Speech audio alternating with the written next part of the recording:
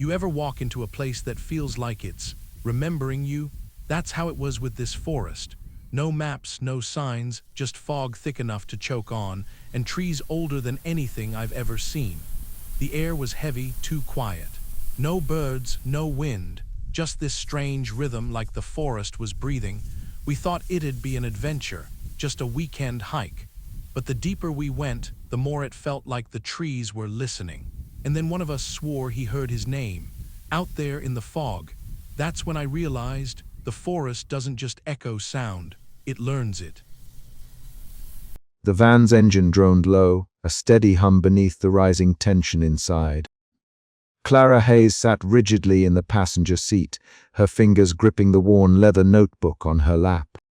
Outside the window, the world dissolved into thick, cold fog, a ghostly curtain that swallowed the cracked asphalt and blurred the towering silhouettes of ancient trees. The forest seemed to breathe in slow, measured rhythms, as if it were a living creature watching, waiting. "Are you sure this is the right place?" Jenna Mills asked, her voice barely above a whisper. She sat beside Ethan, who fidgeted nervously, his wide eyes darting from shadow to shadow in the fog. Clara nodded, though doubt flickered behind her sharp eyes. "According to the coordinates Derek gave us, yes. But the weird part is that this park doesn't appear on any map or GPS. It's like it's been erased." Marcus Reed, sitting in the back with his arms crossed, scoffed. "Maybe the maps are just out of date, or maybe you rereading the wrong coordinates." Derek James, their local guide, remained silent, his jaw tight. He had warned them about the park before the trip, his words cryptic and laced with caution. Now, as the fog thickened and the van slowed, his unease was almost palpable.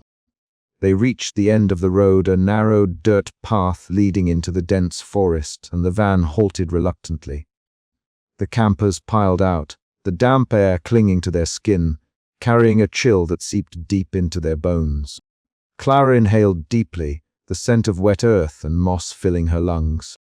She pulled her jacket tighter, scanning the horizon where the fog blurred the boundary between the forest and the sky. "Let's set up camp here." The group moved with quiet efficiency, unpacking tents and gear under the heavy canopy. The fog wove through the trees like a living thing, muffling footsteps and swallowing sound. Even the usual calls of birds or rustle of small creatures were absent, replaced by an eerie, suffocating silence. As dusk blurred into night, Clara spread out her maps and notes beside the flickering campfire, the orange glow casting long shadows on the faces of her companions. None of the maps matched the terrain around them, and every BS signal flickered and died. It was as if the forest existed outside of known reality. "This doesn't make sense," Clara murmured, tracing a finger along the faded lines in her notebook. "We should be somewhere else entirely." From the depths of the trees, a whisper drifted on the cold air, indistinct, almost too soft to catch. Clara froze, her breath hitching. "Did you hear that?" Sarah Connors, sitting close by, nodded, her face pale. "I thought I did." Ethan's eyes widened. It sounded like a name. Marcus rolled his eyes. "It's just the wind. You were all letting your imaginations run wild." But the whisper came again, clearer this time, curling around the camp like a cold, unseen finger. It was a name, though the words slipped just beyond understanding, teasing the edges of recognition. Clara's heart pounded. She reached for her notebook, scribbling hurriedly. "We need to stay alert. Something's not right here." The forest seemed to lean in, its breath heavy with secrets. Night deepened, and the whispers wove through the trees, a haunting melody that promised nothing but dread. Clara's sharp eyes caught movement beyond the firelight, shadows shifting just out of sight, watching, waiting. The adventure they had sought now felt like a trap tightening around them. As Clara closed her notebook and looked around at the uneasy faces of her friends and family, she realized this was only the beginning. The forest had already begun to learn their names. The shadows whispered, and the fog listened. The early morning fog hung like a shroud over the ancient forest, thick and unyielding, swallowing the edges of the campsite in a pale, ghostly light.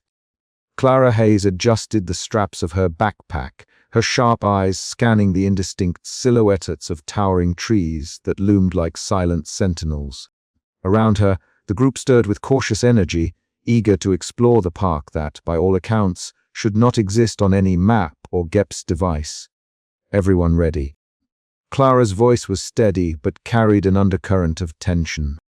She glanced down at Ethan, her younger brother, who nodded shyly, his small frame almost swallowed by his oversized jacket. They stepped off the beaten path and into the embrace of the forest, the damp earth muffling their footsteps. The fog thickened, swirling around their ankles and drifting through the branches like restless spirits. For a moment, the only sounds were the muted crunch of leaves and the occasional snap of a twig underfoot.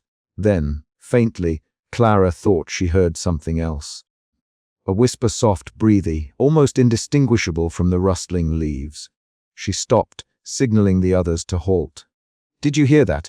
she asked, barely above a whisper herself. Marcus Reed scoffed, his broad shoulders tensing. "Hear what?" "Sounds like the wind to me." "No," Tom Salvarez murmured, raising his camera. "There's something else in the air." As they stood in a hesitant circle, the whispers grew a shade clearer, a fragile thread of sound that seemed to weave through the fog itself. Words, names. Ethan's voice broke the silence, trembling yet curious. Did you hear that? It said my name." Clara's heart tightened. "What?" "I think it called me Clara. Like the forest knows us." His small hand gripped hers, seeking reassurance. Sarah Connors stepped closer, her gentle eyes scanning the mist. "It's probably just your imagination, Ethan. The wind playing tricks." Marcus's gaze hardened. "This is ridiculous. There's a logical explanation. Maybe some local prank or animals making noises." Clara shook her head, already pulling out her notebook. She began jotting observations, her scientific mind racing to find rational explanations, but the chill crawling up her spine told a different story. As the group pressed forward, the whispers persisted, faint but unmistakable. Each camper caught fragments, their names, soft calls that seemed to echo from the trees themselves. Unease rippled through the group like a low current. "What if the forest is alive?" Ethan whispered, voice barely audible. "That's nonsense," Marcus snapped, eyes flashing. "Trees don't talk." But the forest seemed to respond, the whispers growing more insistent, threading through the fog and settling deep into their bones. Paranoia began to creep in, a slow poison that frayed nerves and sharpened glances. Sarah moved among them, her voice a calm anchor. "Let's breathe. Remember, we read together. We'll figure this out." Clara's gaze locked with Marcus's. "We need to stay alert. Whatever this is, it's not natural, but we have to remain rational. Panic won't help." Marcus gave a bitter laugh. "Rational? You read chasing ghosts." The tension between them was palpable, the group caught between skepticism and fear. Meanwhile, Ethan's wide eyes reflected the swirling mist, his questions unrelenting. "Why does the forest whisper our names? Are we in danger?" Clara swallowed hard, feeling the weight of responsibility settling like a stone in her chest. "I don't know yet, but we'll find out together." As the day waned, the whispers never ceased. They followed the campers like a shadow, a haunting melody that stirred the deepest fears and unsettled the mind. Somewhere deep in the fog, the forest was listening and remembering. And the forest never forgets. The sun had barely risen when the campers stirred from their uneasy sleep. The fog still clung thickly to the forest floor, a ghostly veil that blurred the edges of reality and turned familiar shapes into ominous silhouettes. Clara was the first to rise, her sharp eyes scanning the tree line beyond their campsite as she scribbled into her notebook. The whispers they'd heard the night before lingered in her mind, a persistent echo that refused to fade. Thomas was already awake, his camera slung around his neck, quietly reviewing the images had snapped during the early hours. "Look at this," he murmured, showing Clara a series of blurred photos where shadowy figures seemed to flicker between the trees. "I can't explain it, but it's like something's moving just beyond our sight." Clara leaned in, her brow furrowed. "I've noticed the same," she admitted. "The shadows, they don't behave like animals or normal forest creatures. They moved too deliberately, almost as if they were watching us. Ethan, clutching his sister's jacket, peered nervously around the camp. "Did you see that? Something just darted behind that tree," he whispered. Sarah placed a calming hand on Ethan's shoulder, her gentle eyes trying to soothe his growing fear. "It's probably just a deer, sweetheart." The fog plays tricks on the eyes, but Marcus wasn't convinced. His face was taut with skepticism as he crossed his arms, glaring at the dense thicket. "This is all in your heads," he snapped, addressing the group. "Ghost stories and shadows. We were wasting time with superstition instead of figuring out how to get out of here." Clara met his gaze steadily. "We're not ignoring the facts, Marcus. These shadows, they were more than just tricks. Tom's has photos, and I've been mapping the whispers. There's a pattern here, something beyond natural explanation." Marcus scoffed. "Patterns don't mean spirits or curses. It means we were tired and scared." The tension in the air thickened like the fog. Tom's flipped open his journal and pointed to scrawled notes alongside his photographs. "Look here, every time we hear a whisper, a shadow flickers nearby. It's like the forest knows we're listening." Sarah's eyes widened with concern. "This is starting to feel alive." Clara nodded, feeling a shiver that had nothing to do with the cold. "I think the forest is aware of us. It remembers us." The campers moved cautiously as they ventured further into the mist-shrouded trees. Shadows flickered just beyond their peripheral vision, always retreating when faced head-on. The whispers grew in volume, rising and falling like a sinister chant. Ethan clung tighter to Clara's side, his bravery waning but his trust in her unwavering. At one point, Clara paused beside a gnarled oak, running her fingers over its bark. Faint carvings caught her eye, intricate symbols that seemed to pulse with an ancient energy. "These markings," she murmured, "they're warnings, or maybe records." Marcus scoffed again, but even he couldn't hide the flicker of unease in his eyes. "Records or not, we need to find a way out." As the day wore on, the forest seemed to close in around them. The shadows grew bolder, no longer content to simply flit away when noticed. One lingering shape moved deliberately between the trees, its form a shifting mass of darkness that chilled the blood. The campers froze, breath caught in throats, as the presence brushed past just out of reach. Tom's raised his camera, fingers trembling slightly, and snapped a photo. The flash illuminated the figure for a split second, a twisted, shifting shadow that seemed to absorb the light itself. "What was that?" Ethan whispered, voice trembling. "I don't know," Clara replied, voice low and steady, "but we need to stick together." That night, by the campfire, Clara pored over her notes and Tom Sess's photographs.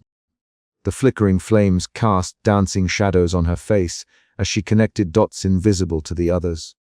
The forest was more than a place. It was a sentient entity, alive with ancient memory and a terrible intent. Marcus sat opposite her, jaw clenched, still unwilling to accept the supernatural explanation. "All this talk of shadows and whispers, it's driving you crazy," he said harshly. Clara met his glare, unflinching. "Maybe. Or maybe it's the forest that's driving us mad." As the fire crackled and the whispers rose once more, the campers felt the weight of unseen eyes upon them. Something old and vengeful stirred in the depths of the mist, and the shadows beyond sight promised that nothing would remain hidden for long. With a final glance into the darkened woods, Clara whispered to herself, "We were not just being watched. We were being remembered." The forest seemed to listen, its whispers swelling like the tide. And somewhere, just beyond sight, the shadows waited. The fog clung to the forest like a suffocating shroud, thickening with each step the campers took deeper into the unknown. Clara's heart pounded not just from the exertion of the walk, but from the gnawing unease settling in her chest. The air was heavy, damp, and laden with the scent of wet earth and decaying leaves, a smell so primal it seemed to seep into her bones. She paused, her eyes catching on a cluster of ancient trees towering like silent sentinels around them. Her gaze fell upon a particularly gnarled tree, its bark scarred with faded carvings. The shapes were worn and twisted, but unmistakably deliberate symbols etched by hands long gone. Clara knelt, brushing away moss and lichen to reveal more of the cryptic markings. "Look at this," she murmured, voice barely above the whisper of the wind. The others gathered around, a hush falling over the group as they peered at the weathered glyphs. "What is it?" Ethan's voice trembled, eyes wide, as he clung to Clara's side. "I think these are some kind of warnings," Clara said, tracing a crooked line with her fingertip. "Maybe left by people who came here before us." Marcus scoffed, folding his arms. "Warnings from a bunch of tree huggers. Give me a break." Sarah's face paled, her usual calm fracturing. She shifted uneasily, taking deep breaths, but the tightness in her chest was becoming impossible to ignore. "I don't know," she said quietly. "Something about this place, it's suffocating." Tom S. snapped photos, his camera clicks breaking the eerie silence. "These symbols," he said, "they remind me of some old tribal markings I've read about. They were meant to keep trespassers away, or curse those who disrespected the land." The group exchanged uneasy glances. The forest, once an innocent backdrop for their adventure, now felt like a watchful predator. Suddenly, Sarah's breaths grew ragged, her body trembling violently. "I can't," she gasped, clutching her chest. Panic flared in her eyes as she sank to the ground, the world tilting around her. Clara rushed to her side, pressing a hand to Sarah's back, whispering soothing words despite the shadow of dread creeping over her own mind. "It's okay, Sarah. Breathe with me." The forest seemed to close in, the whispering branches echoing Sarah's ragged breaths, a sinister symphony that filled the clearing. Ethan reached out, his small hand slipping into Clara's. "Is it the forest? Is it trying to hurt us?" Clara's jaw tightened.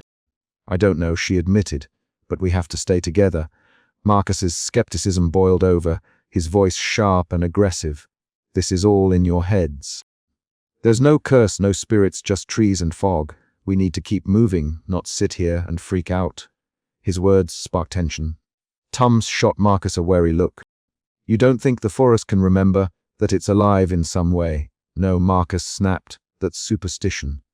But Clara wasn't so sure. The symbols, the whispers, Sarah's panic, it felt like the forest was reaching out, not just physically, but psychologically, drawing them into a web of fear and ancient retribution.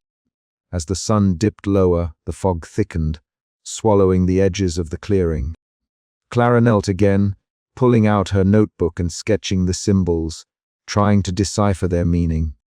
The group gathered close, the weight of the unknown pressing down on them all. Ethan, despite his trembling, stayed close to Clara, his trust in her a fragile lifeline. "We'll get through this," she promised him, though inside she wrestled with a growing dread. The forest's memory was long, its patience eternal, and its judgment merciless. In the dimming light, the ancient carvings seemed to pulse with a cold, silent warning, echoes of the past that would not be forgotten, a promise that trespassers were marked and would pay the price. The whispers grew louder, threading through the branches like a dark lullaby, and Clara felt the forest learning their names, remembering every step, every breath. And in that moment, she knew the nightmare was far from over. The first vanishing, the fog clung to the forest like a suffocating shroud, seeping through the gaps between the towering, gnarled trees. The campers huddled close around the flickering campfire, its weak glow barely penetrating the dense mist that swirled silently above the ground. Clara sat nearest the flames, her sharp eyes scanning the eerie shadows that danced just beyond the firelight's reach. She scribbled notes rapidly, her pen trembling slightly as she tried to make sense of the unnatural stillness that had settled over the park since their arrival. "Did you hear that?" Ethan whispered suddenly, clutching Clara's sleeve with his small, pale hand. Clara looked up, her gaze meeting his wide, frightened eyes. "Hear what, Ethan?" There was a voice, it said my name. A chill trickled down Clara's spine. The fog seemed to thicken, and the trees swayed gently, though the air was still. The forest had begun to speak. Sarah, sitting across the fire, took a shaky breath. "It's just the wind playing tricks on us," The mist carries sounds weirdly. Marcus scoffed, standing abruptly with a harsh glare. Wen doesn't say names, Sarah. We were all on edge, but we need to stay sharp, this place. It's messing with our heads. Thomas adjusted the strap of his camera, eyes darting nervously into the fog. The forest is definitely communicating somehow. I've been recording, and some of those whispers are unmistakably voices. Clara nodded, rubbing her temples. I think it's more than just sounds. The forest remembers, it knows we rehear. Hours passed, the fire dwindling to glowing embers. The group's nerves stretched taut, each whispered name caught on the wind like a cruel echo. Then, suddenly, a voice rang clear and unmistakable: Jenna. The campers froze, hearts pounding. Jenna, who had been quietly packing her belongings near the edge of the camp, stopped mid-motion, eyes wide. She turned slowly toward the trees, the whisper seeming to come from all directions at once. Jenna! Marcus barked, stepping toward her. Come back here! But Jenna didn't move. Her gaze was fixed on the fog, lips parted slightly as if listening. Then, as if pulled by an unseen force, she stepped forward, crossing the boundary of the firelight. Jenna! Wait! Clara called out, rising to follow. The forest swallowed her instantly. Not a sound followed, only the faint rustling of leaves and the low hum of the whispering branches. The space where Jenna had stood was empty, the fog curling like smoke in the chilling silence. Jenna! Ethan cried, tears spilling down his cheeks. Stay calm, Clara commanded, but her voice trembled. We have to find her. Marcus was already moving, his military-trained instincts kicking in. Split up. We cover more ground this way. No, Clara said firmly, we stick together. The forest is dangerous, and we don't know what we're dealing with. Marcus snapped back, anger flashing in his eyes. If we sit here waiting, we'll all end up like her. A bitter argument erupted, voices rising amid the oppressive silence of the forest. Sarah tried to mediate, her hands shaking as she urged calm. Ethan clung to her, frightened beyond words. The search party moved cautiously, flashlights cutting through the fog in narrow beams. The forest seemed to close in around them, shadows twisting unnaturally at the edges of their vision. Everywhere, the whispering voices echoed, taunting, calling, reminding them of the inescapable presence watching from the darkness. Hours slipped away with no sign of Jenna. Thomas documented every step, his camera capturing fleeting glimpses of shapes that might have been figures or merely tricks of the fog. Clara's mind raced, piecing together the fragments of ancient symbols she had seen carved into the bark of nearby trees, trying to understand the forest's message. Back at the camp, the remaining campers huddled, fear wrapping around them like the thickening mist. The forest wasn't just alive, it was hungry, remembering every trespasser and exacting a terrible price. As the night deepened, the whispers grew louder, more insistent. Clara's resolve hardened. They had to survive not just for themselves, but for each other. But with the forest watching, waiting, and remembering, that survival was anything but certain. And somewhere, just beyond the reach of the firelight, the darkness shifted, waiting for the next name to be called. The forest pressed around them, thick and suffocating, as a dense fog curled between the trees, muffling their footsteps and swallowing the faint glow of their campfire. The whispers, their names, barely audible, slithered through the underbrush, weaving unease into the night. Around the fire, the campers sat in strained silence, the weight of their predicament settling like a stone in their stomachs. Marcus Reed's broad frame loomed as he stood, the flickering firelight casting harsh shadows across his weathered face. His buzz cut gleamed damply under the mist, eyes sharp and fierce as he glared at Clara Hayes. "We shouldn't be here," he said, voice low but charged with frustration. "This isn't some science project. This forest remembers us, Clara. It wants us gone." Clara met his gaze steadily, though inside, her pulse quickened. "Running won't solve anything," she replied, voice calm but firm. "We need to understand what we're dealing with. Panicking will get us nowhere." Marcus scoffed, stepping closer, the tension snapping like a live wire in the cold air. "Your understanding got us into this mess." You insist on staying, dragging us deeper into whatever nightmare this place is. People are disappearing, and you want to keep poking around." The accusation hung heavy, slicing through the fragile calm. Sarah Connors rose from her crouch beside Ethan, her eyes wide and gentle, as she tried to soothe the boy whose small hands gripped her arm tightly. Ethan's messy blonde hair was plastered to his forehead with sweat, breaths shallow and quick. "It's going to be okay," Sarah whispered, voice soft, trying to infuse some warmth into the cold night. We'll find a way. We have to stick together." Ethan looked up, his eyes large and fearful, darting toward the rustling shadows beyond the firelight. "Why do the trees say our names?" he asked, voice trembling. "Are they watching us?" Clara knelt beside him, forcing a reassuring smile she scarcely felt. "I don't know yet," she admitted, brushing a strand of hair from his damp forehead. "But we'll figure it out." Across the circle, Tom Alvarez sat hunched over his journal, the pages filled with frantic notes and sketches. His camera lay beside him, the lens cap removed as if ready to capture the next unexplainable moment. He flipped through photographs of twisted branches and bark markings, his brow furrowed as he connected patterns, the ancient symbols Clara had found, the whispered names, the disappearances. "There's a rhythm to it," Tom's murmured, voice barely above the whispers themselves. "The forest doesn't just remember, it reacts, like it's alive in a way we can't fully grasp." Marcus snorted, crossing his arms. "Great, now we're dealing with a haunted woods. Fantastic."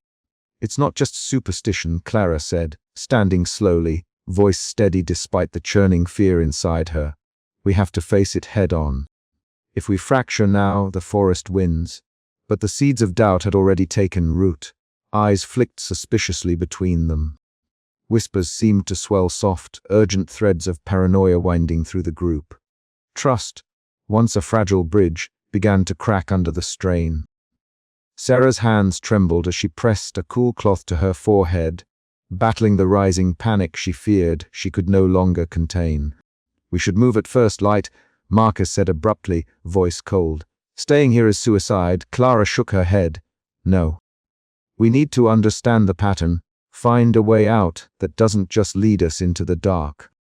"You're risking all our lives," Marcus said sharply, stepping closer, the firelight casting his face in harsh relief.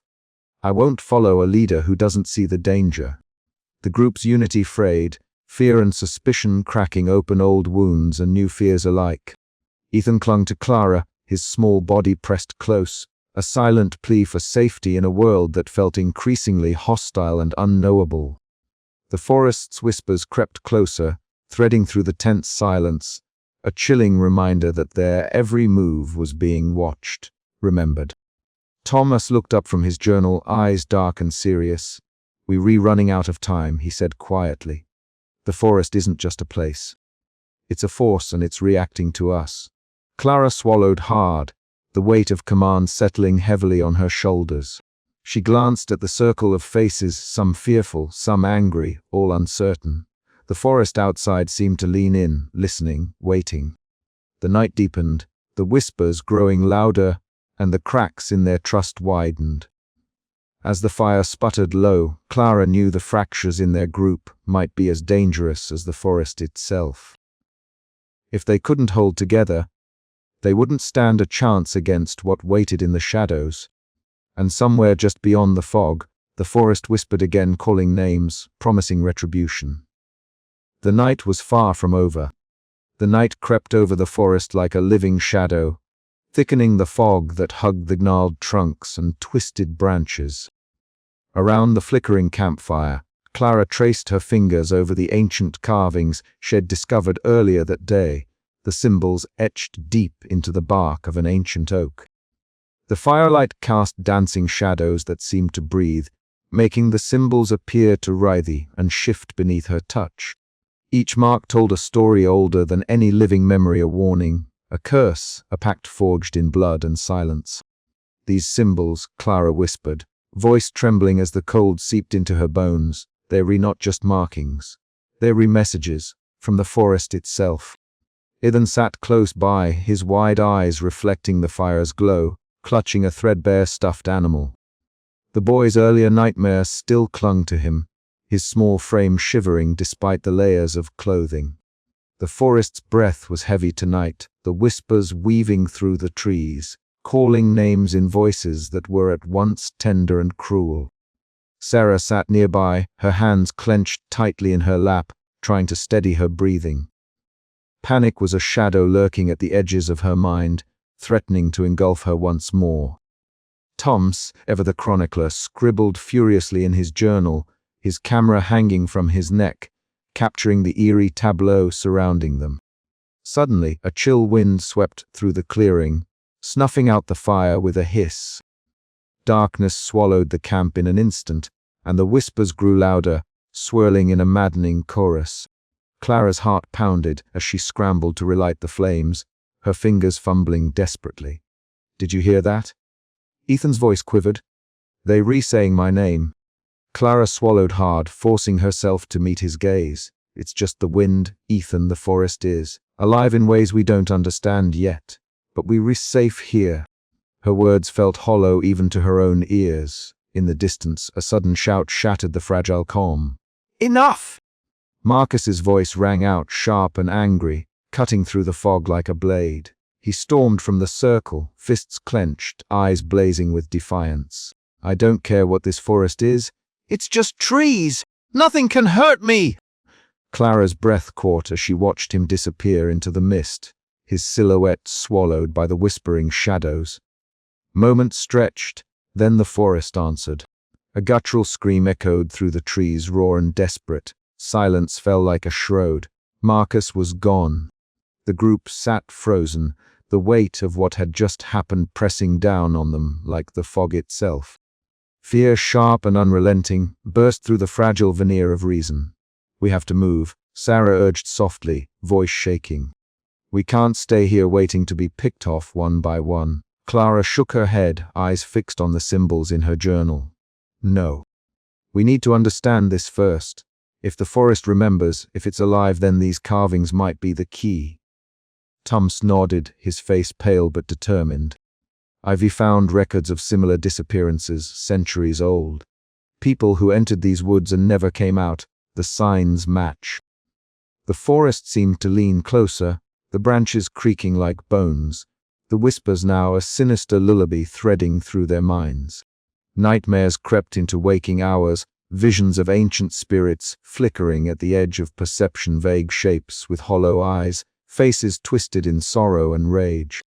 Ethan clung to Clara's side, his questions growing more frantic as the line between reality and nightmare blurred.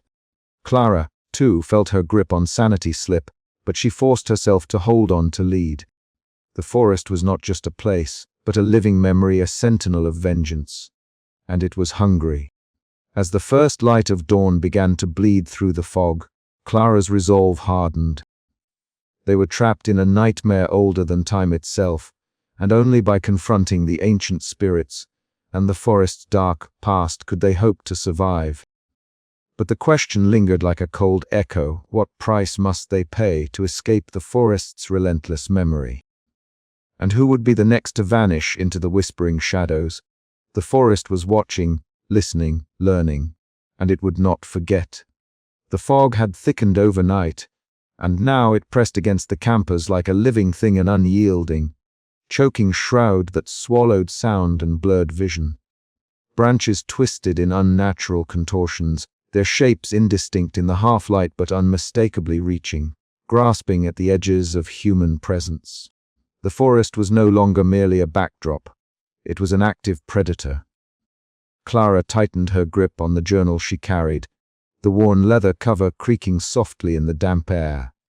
Her eyes darted anxiously across the twisted forms of trees, the bark mottled with strange, almost pulsating patterns that seemed to shift when she wasn't looking directly at them. The whispers had shifted too, from faint, almost playful murmurs to a relentless, low drone that vibrated through her bones. "Did you hear that?" Ethan's voice was barely a whisper, his small frame pressed close against Clara's side.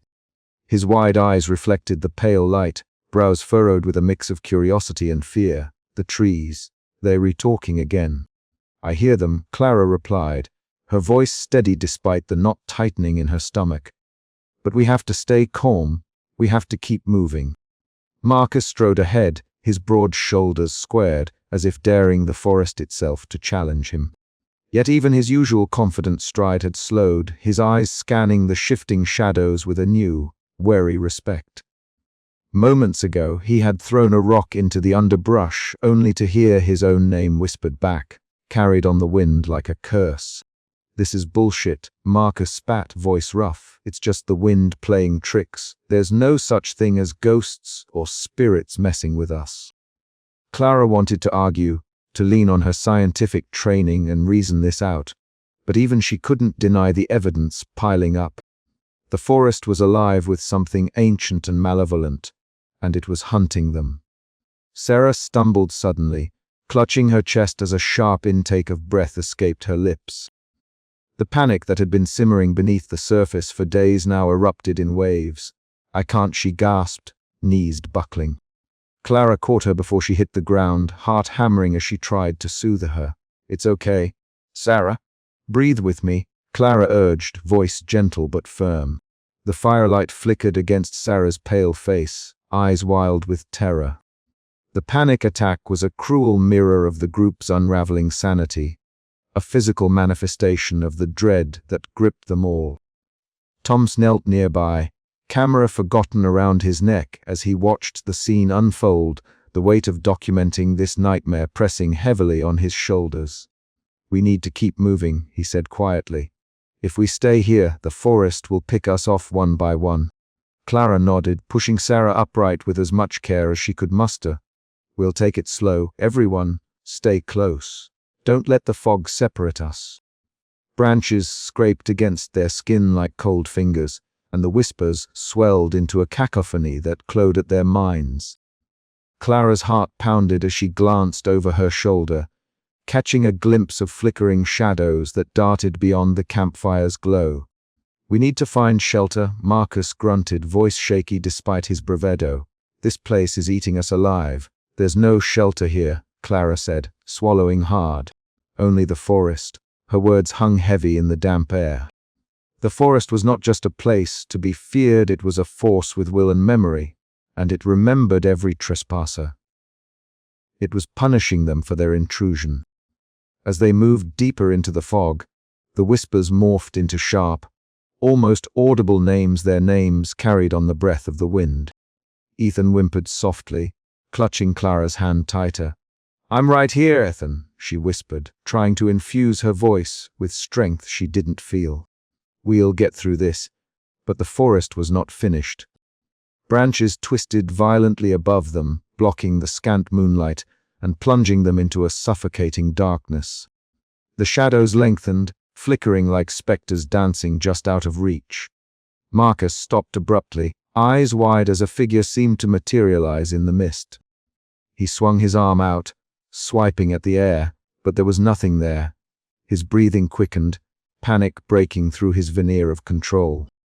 "I'm not crazy," he muttered fiercely. "I saw something." Clara met his gaze, searching for any sign of hope. "Neither am I." Sarah trembled beside them, whispers crawling along her skin like icy tendrils.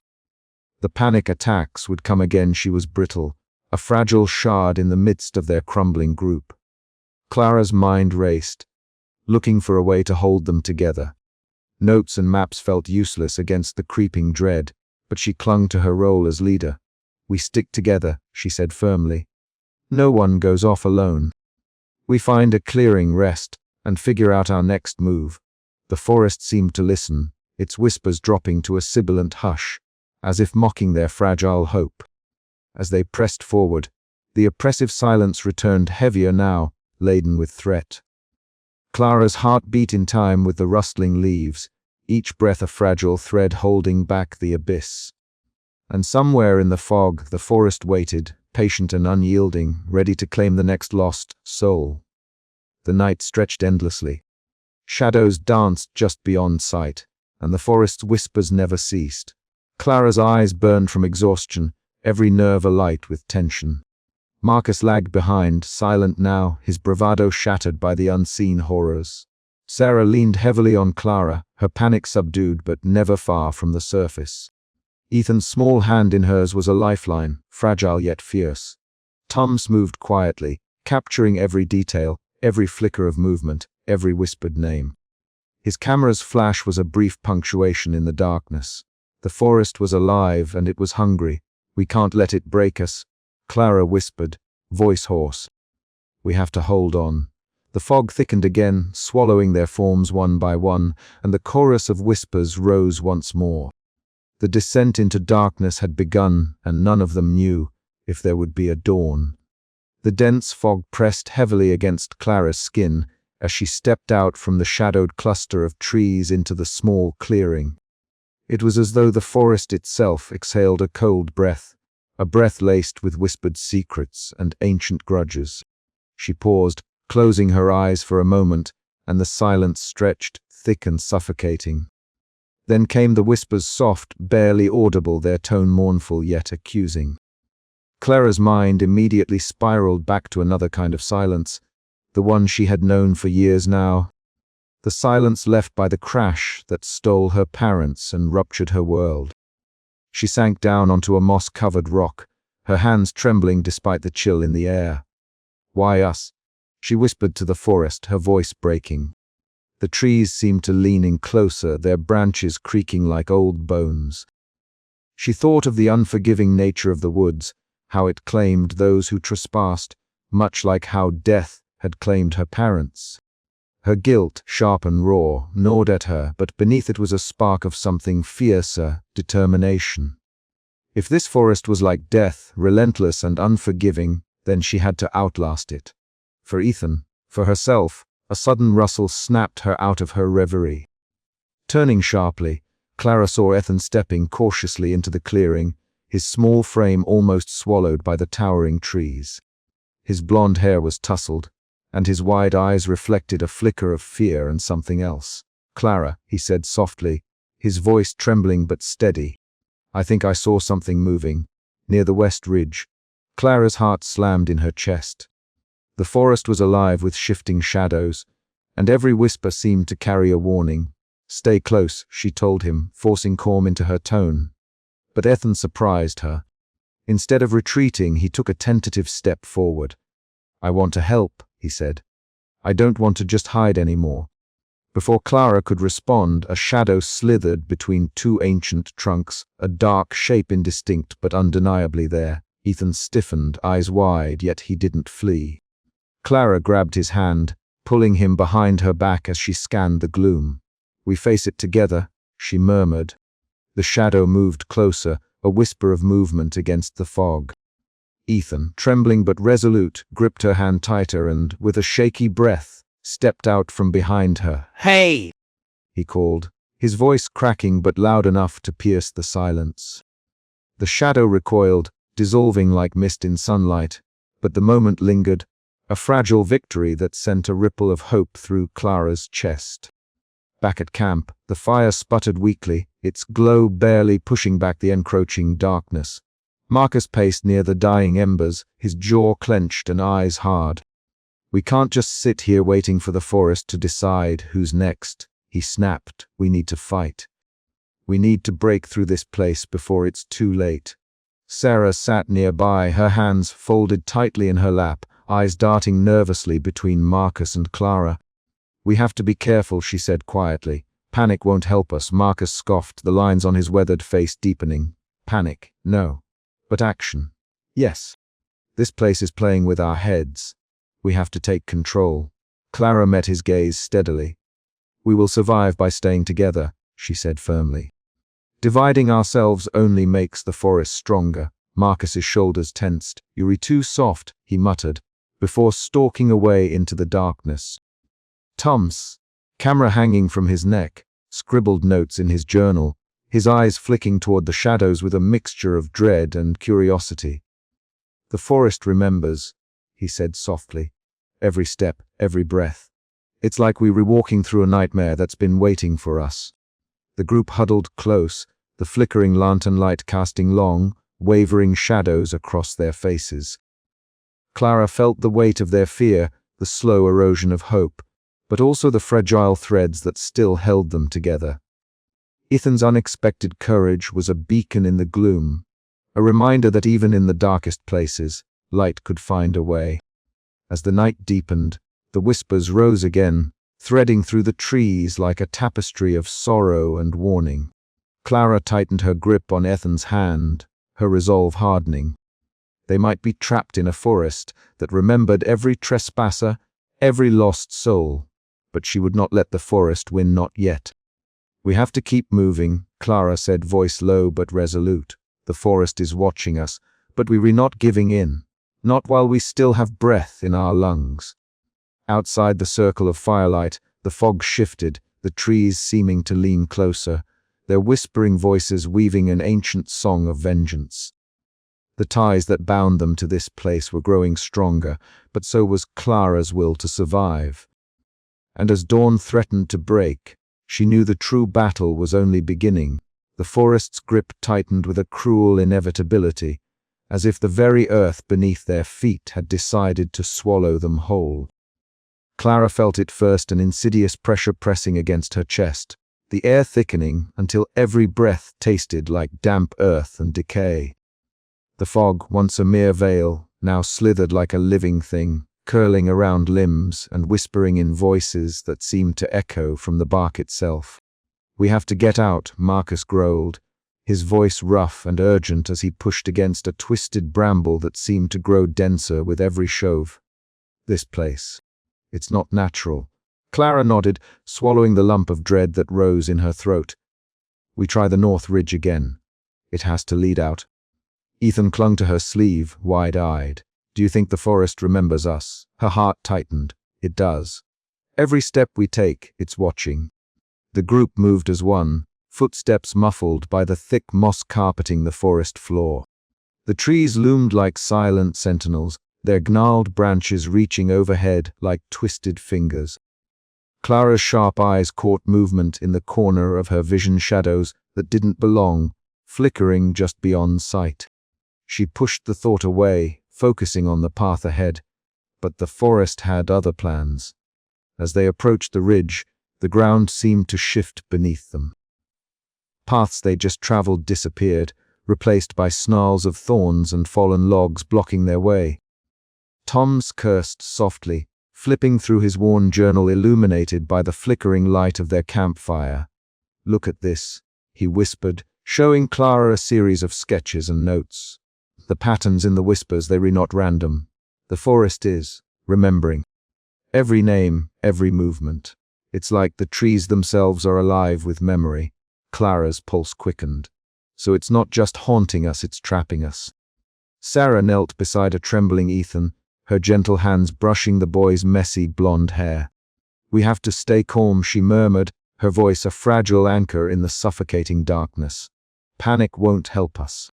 But panic was already creeping in, carried on the wind like a poison. Marcus slammed his fist against a tree trunk, the bark yielding slightly as if the forest absorbed his rage. "This is madness," he spat. "We were prisoners here because of some ancient curse or twisted superstition. I'm not dying in some damn tree prison." "Marcus," Clara said firmly, stepping between him and the looming woods. "We need to work together if we want to survive." He sneered, eyes blazing. "Your leadership got us trapped here in the first place. Maybe you should be the one disappearing next." The group's fragile unity cracked, voices rising in fear and frustration. The forest listened, and the whispers grew louder, a chorus of forgotten names and mournful sighs that clawed at their sanity. Clara's mind raced. She recalled the ancient carvings they'd found, symbols etched deep into bark, warnings and prayers from a time when humans respected these woods. Now, those warnings felt like curses. "We have to understand the forest's memory," she said, voice low but resolute. "If it remembers us, maybe we can find a way to convince it to let us go." Thomas nodded, eyes gleaming with a mix of fear and determination. "I'll keep documenting. Maybe there's a pattern we haven't seen yet." Night fell again, the fog thickening into a shroud that swallowed sound and light.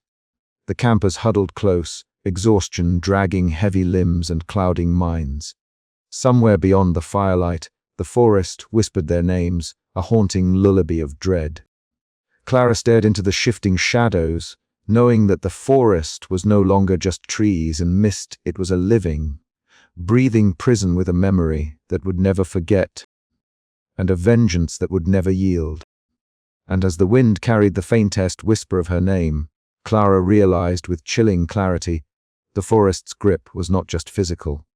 It had claimed their very souls.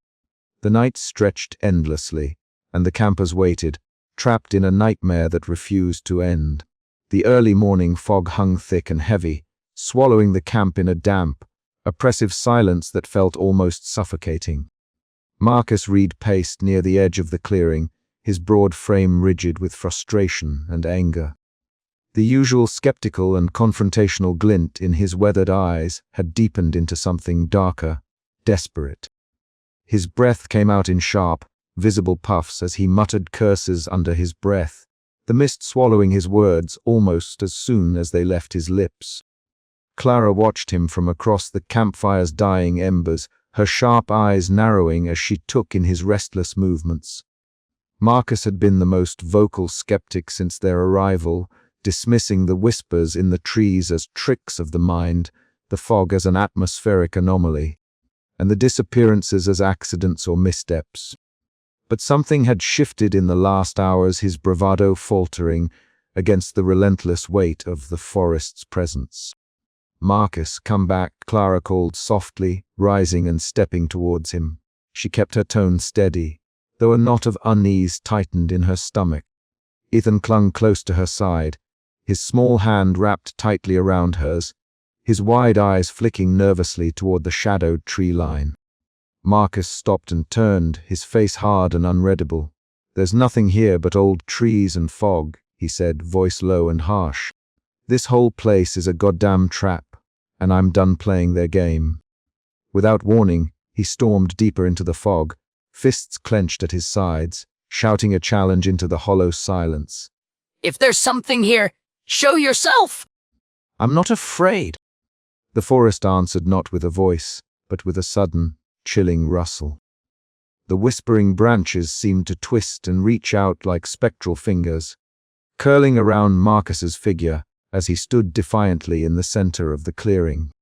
Clara's heart hammered as she called his name, but the only reply was the eerie chorus of whispers, faint and overlapping, chanting his name over and over.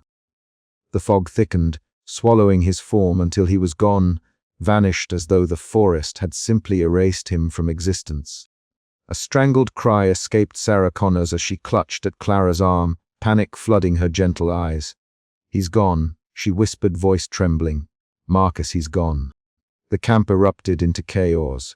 Ethan whimpered, pressing closer to Clara, his youthful innocence shattered by the stark reality of the forest's wrath. Thomas scrambled for his camera and journal, desperation sharpening his normally calm demeanor. He began recording the moment, his voice barely steady as he narrated Marcus's last defiant stand and sudden disappearance. Clara swallowed her own fear, forcing herself to breathe deeply and take control. This was the breaking point, the moment when the group could either fracture completely or rally together. "Listen to me," she said, voice firm and urgent. "We can't afford to fall apart now. Marcus is gone, but we're still here. We have to stay calm and keep moving." Sarah nodded, wiping tears from her cheeks as she struggled to steady her breathing. "I'll help. We need to keep everyone together. Panic won't save anyone." Ethan looked up at Clara, his small face pale but resolute. "We have to get out of here," he said quietly, his voice a fragile thread of courage. Clara knelt and squeezed his hand. "We will," she promised, though the weight of uncertainty pressed heavily on her. As the sun struggled to pierce the fog, the forest seemed to grow darker, its whispering voices rising in a haunting symphony. The threat was no longer theoretical. The forest had shown its teeth, and the campers were caught in its relentless grip. Clara understood then that survival would require more than bravery. It would demand every ounce of wit, strength, and hope they could muster. With renewed determination, she gathered the survivors, her notes and maps clutched tightly in her hands. "We were going to figure this out," she said, voice steady despite the fear clawing at her. "Together." The forest watched in silence, its memory unyielding, its vengeance far from quenched. And somewhere in the fog, Marcus's name echoed endlessly, a chilling reminder of the cost of defiance. The breaking point had come and the fight for survival was only beginning. Clara crouched low beside the massive tree, her breath forming small clouds in the cold, mist-laden air. The bark before her was worn and ancient, the faded grooves of a symbol barely discernible beneath layers of moss and lichen. Her fingers traced the jagged lines, each curve and intersecting stroke etched with painstaking care by hands long vanished into the forest's memory. Around her the fog swirled thickly, muffling the distant rustling of branches and the ever-present, haunting whispers that seemed to carry the weight of centuries. This has to be it," Clara murmured, the sharp edge of hope cutting through the suffocating dread. "It's a symbol of protection, or maybe a plea. Something the spirits left behind to warn or guide us." Tums leaned in close, his camera hanging forgotten around his neck as he examined the carvings. "I've never seen anything like it," he said quietly. "But it matches some of the descriptions I found in this old journal." He pulled the worn leather-bound book from his pack, flipping through brittle pages yellowed with age. "These accounts speak of travelers who encountered a forest much like this one, fog, whispers, vanishings, and they mention symbols carved into the trees as markers or warnings." Sarah stood nearby, her hands nervously twisting the hem of her jacket, eyes flicking between Clara and the surrounding darkness. Ethan clung to her side, small and wide-eyed, his blonde hair damp from the mist. "What does it mean?" he asked in a shaky voice, his innocence pierced by fear. "It means," Clara replied, swallowing the lump forming in her throat, "that maybe there's a way out. That we don't have to just run blindly or give up." Marcus scoffed from his position near the fire, arms crossed tightly over his broad chest. "Symbols and old stories won't save us," he growled. "This forest doesn't care about wishes or rituals. It's a trap and we caught." The forest seemed to respond to his words, the whispers swelling into a chorus of murmurs that circled the camp like a living thing. Clara's heart hammered in her chest, but she pushed down the rising panic. "We won't know until we try," she said firmly. "Toms, can you find anything else in that journal? Anything about what the symbol means or how to use it?" Toms nodded, his fingers trembling slightly as he traced the faded script. "There's mention of an ancient pact between humans and the forest spirits. A ceremony to honor the land and ask for safe passage. It's vague, though, like whoever wrote it didn't want to give away too much." Clara's mind raced. The idea of a pact fit with everything they'd seen, the forest's memory of every trespasser, the relentless whispers, the vanishings. If the spirits demanded respect or tribute, perhaps they could find a way to give it and survive. As night deepened, the group gathered closer around the fire, the oppressive fog pressing against their small circle. Clara shared her sketches and notes, pointing to the symbol's key features and the possible steps to replicate the ritual. Sarah's voice remained steady, offering comfort and reason, while Ethan listened intently, his fear momentarily replaced by curiosity. Marcus remained skeptical, but even he couldn't ignore the mounting evidence. "If it's our only shot," he muttered reluctantly, "then we owe it to ourselves to try." Outside the fragile shelter of their camp, the forest stirred. The whispering branches seemed to grow louder, sharper warnings or threats, impossible to tell. Clara felt the weight of the forest's gaze, ancient and unforgiving, reminding them that time was slipping away. Despite the dread, a spark of hope kindled among the campers. The symbol was more than a mark. It was a lifeline. But as the night deepened, Clara knew that hope came with a price. The forest would not release them easily. And whatever lay ahead, they would have to face it together, bound by the fragile promise the symbol represented. The whispers curled closer, voices overlapping in a cacophony that threatened to unravel their resolve. Clara's sharp eyes scanned the shadowy treeline, searching for the next sign, The next clue, the next chance at salvation. Somewhere in the depths of this ancient, vengeful forest, the answer awaited, and she was determined to find it no matter the cost. As the fire flickered low, the forest seemed to hold its breath, the silence before the storm. The symbol, the pact, the whispers, all threads woven into a tapestry of terror and hope. Clara glanced at Ethan, his small hand gripping hers tightly, and whispered, "We'll get through this. We have to." But deep beneath the canopy, the forest remembered every name ever spoken, and every soul it had claimed. And it was far from finished. The night had deepened into an oppressive darkness when Clara stood in the center of the clearing. The ancient symbol etched into the bark before her, glowing faintly in the dim light. The fog pressed close, curling tendrils of mist winding silently around the gnarled trunks, carrying with it the ever-present whispers that had become a sinister lullaby. She traced the symbol once more with trembling fingers, hoping against hope that this time it might yield some reprieve from the forest's relentless grasp. Ethan was close beside her, clutching her arm with a grip that was both desperate and fragile. His pale face was streaked with dirt and tears, eyes wide and unblinking as he listened intently to the ghostly voices that seemed to call from everywhere and nowhere all at once. Clara swallowed her own fear, masking it beneath the hard edge of determination she had cultivated since their ordeal began. "It has to work," she whispered, voice barely audible over the soft rustling of leaves. "We have to believe it will." But the forest answered only with a cold, mocking silence that stretched taut in the heavy air. The symbol pulsed once, then faded, and with it, the fragile hope that had kept them moving forward. Back at their camp, the failure rippled through the group like a shockwave. Sarah crouched near the fire pit, her breath quickening as panic gripped her in a vise. Her hands trembled uncontrollably, and she pressed them to her chest as if to hold herself together. Clara knelt beside her, voice steady despite the turmoil roiling beneath her skin. "Sarah, focus on me," Clara urged gently, brushing damp hair from the other's forehead. "You are safe here. Breathe with me, in and out." But the forest's pressure was unyielding, and Sarah's panic spiraled, her cries swallowed by the oppressive night. Around them, shadows lengthened and twisted, the trees seeming to lean closer, listening.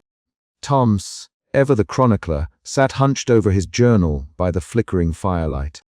His pen scratched furiously as he recorded the latest horrors, the inexplicable vanishings, the oppressive whispers, the unraveling minds. Each word etched a record of their descent into terror, a desperate attempt to impose order on the chaos threatening to consume them. "We're running out of time," he muttered, eyes scanning the darkness beyond the fire's reach. "If we don't find a way soon." His voice trailed off as another scream shattered the fragile silence, cutting through the night like a knife. Heads snapped toward the sound, hearts pounding in unison. The scream faded into a chilling quiet, leaving behind only the rustle of leaves and the faint, mocking whisper of a name lost to the forest. "No," Clara breathed, dread coiling in her stomach. "Not again." Her words barely left her lips before another member of their group was gone, claimed by the forest in a blink. A shadow swallowed whole by the ancient woods. The remaining campers stared at one another, the fractures in their unity widening into chasms carved by fear and suspicion. "We can't trust anything here," Marcus's voice cut through the tension like glass. Though absent from the immediate scene, his absence was felt like a ghost, a reminder of the last violent confrontation that had left their ranks depleted. The forest seemed to pulse with a malevolent life of its own, each whisper a thread tightening the noose around their sanity. Clara's mind raced, guilt gnawing at her resolve. She had been the one to push for the symbol, for hope, only to watch it crumble and drag her friends into deeper peril. Yet, beneath the crushing weight of despair, her protective instinct flared strongest for Ethan. His small hand in hers was a lifeline, a tether to a semblance of humanity in the face of the forest's inhuman wrath. "We have to keep moving," she said firmly, voice low but unwavering. for Ethan's sake, for all of us. But the forest was not done. The fog thickened to a suffocating blanket, swallowing light and sound, leaving only the ceaseless whispers that promised oblivion. Paranoia seeped into every glance, every word unspoken but felt. Trust fractured and the group's fragile cohesion crumbled beneath the relentless assault. Clara's gaze swept over the scattered faces, each marked by terror, exhaustion, and the dawning realization that the forest's memory was inescapable. The symbol had been a false promise, a cruel trick that only tightened the forest's grip. And yet, despite the mounting hopelessness, Clara refused to let despair claim them entirely. Somewhere in the depths of the ancient woods, she believed there lurked a path, however dark and treacherous, that might lead them out. But as the night stretched on, swallowed by the forest's whispered names and shifting shadows, the question remained, could they ever truly escape the memory of the trees? Or were they doomed to become yet another lost voice in the endless chorus of the forgotten? The forest was watching, it was waiting, and it remembered. The fog clung to the trees like a shroud, tendrils of mist curling and swirling as if alive, shifting in the dim light that filtered weakly through the dense canopy. Clara stood still, her breath shallow, eyes darting through the murky veil that cloaked the forest around them. The whispers had returned soft, almost inaudible, but unmistakably there. They slithered through the air, threading themselves into her thoughts, twisting and tugging at the edges of her mind. She could feel them now, those ancient voices, neither wholly cruel nor kind, but old beyond reckoning, laced with a sorrow that chilled her to the bone. The forest was watching, waiting, remembering, and it was angry. Clara, Ethan's small voice broke through the haze, trembling and fragile. She turned to see him clutching her hand tightly, his wide eyes reflecting the dance of shadows among the branches. "Did you hear them?" They're recalling again. She nodded, swallowing the lump rising in her throat. "I hear them, Ethan. We all do." Around them, the others shifted uneasily. Marcus's face was set in a hard scowl, jaw clenched tight. His fists were balled at his sides, his posture radiating barely contained fury. "This is bullshit," he snapped, voice rough and raw. "There's nothing here but trees and fog. We can't let this whatever it is get inside our heads."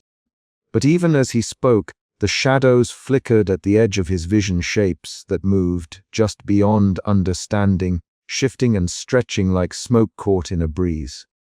For a moment, his eyes flicked wide with something like fear, before he masked it with a sneer. Sarah stepped closer to Clara, her brow furrowed with concern. "We need to stay calm," she murmured, voice soft but firm.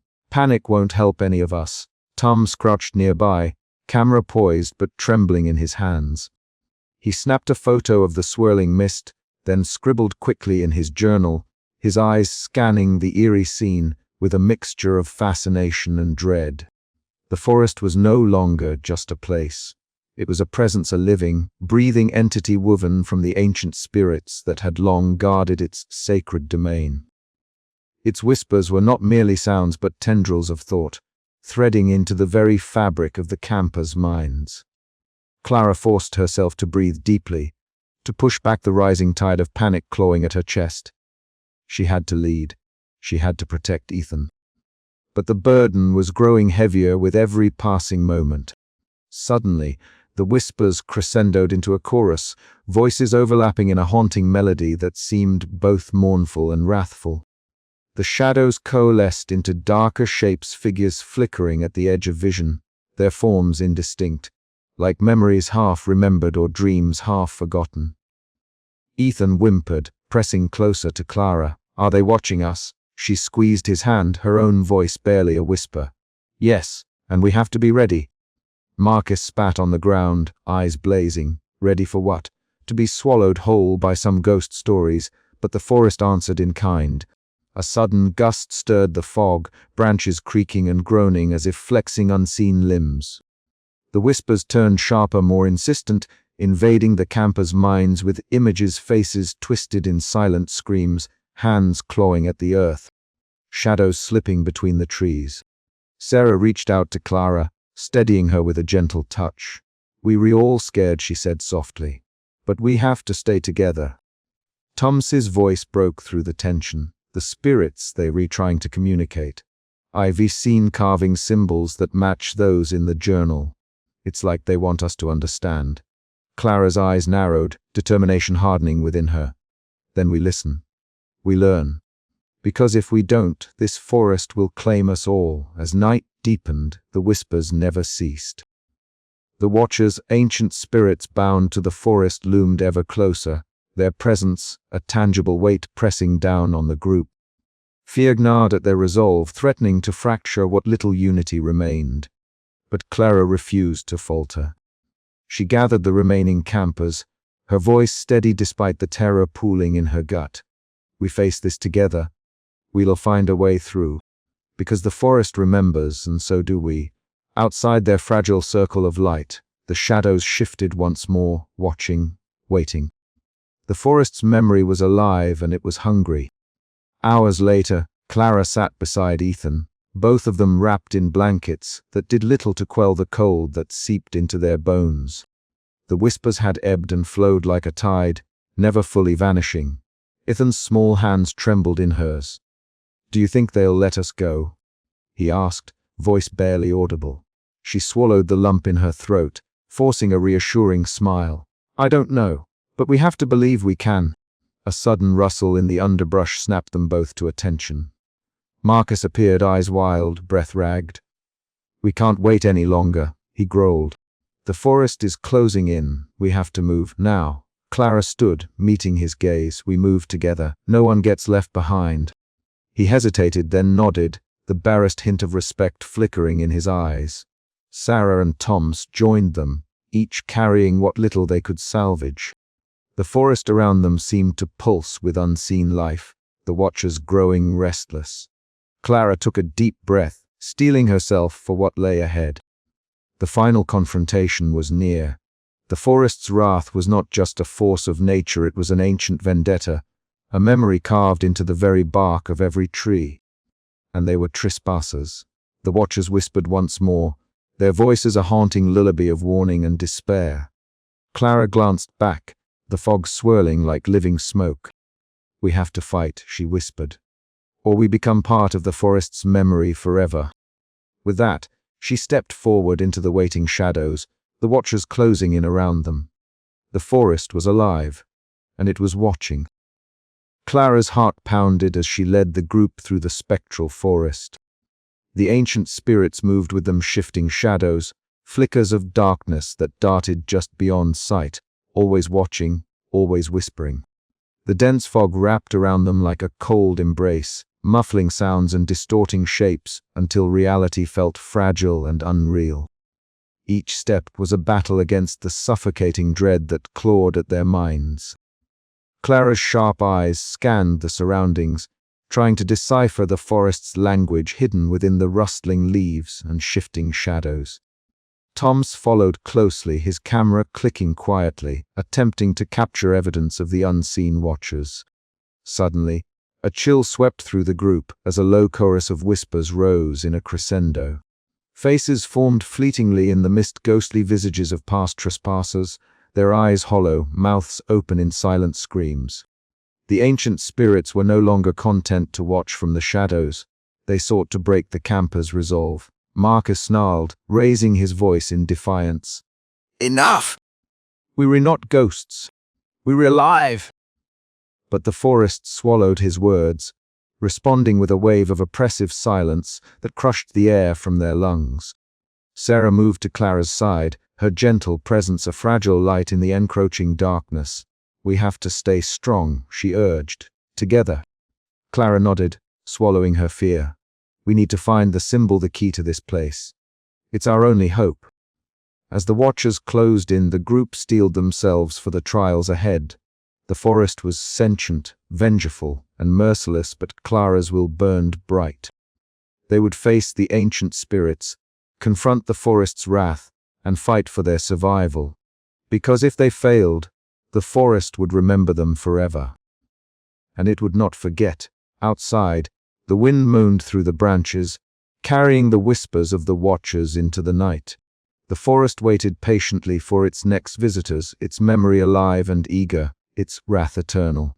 The morning fog hung low like a thick veil over the uneven forest floor, the pale light struggling to pierce the dense canopy. Clara's boots pressed softly into the damp earth as she paused beside Tom's, who was hunched over a moss-covered mound that barely disturbed the otherwise untouched landscape. The faint outline of a wooden box peeked through the green blanket, its edges worn and crumbling with age. Tom's fingers trembled slightly as he brushed aside the moss, revealing brittle notebooks bound in cracked leather and scraps of parchment, yellowed and delicate. "Look at this," he whispered, voice low, almost reverent. "These aren't just notes, they're messages from people who came here before us." Clara knelt down, her sharp eyes scanning the faded ink. Lines of hurried handwriting, desperate pleas, and cryptic warnings sprawled across the fragile pages. "The forest remembers," she murmured, the weight of the revelation settling like a stone in her stomach. "Every name, every step taken here is recorded." Sarah stepped closer, her gentle eyes wide with apprehension.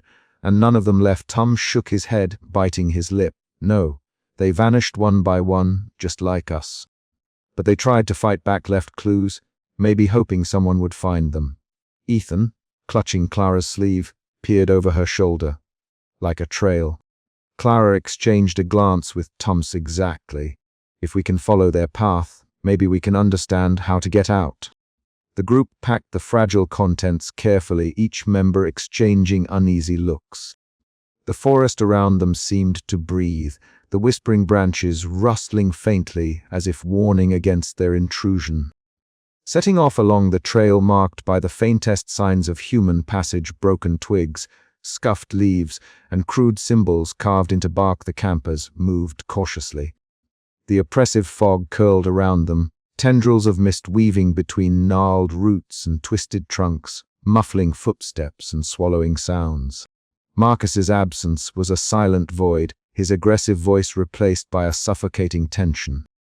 Sarah's attempts to soothe the group's nerves were fragile threads, barely holding the frayed edges of their resolve together. As they moved, Clara noticed subtle patterns in the carvings, repeating symbols that seemed to tell a story of trespass, punishment, and fleeting hope.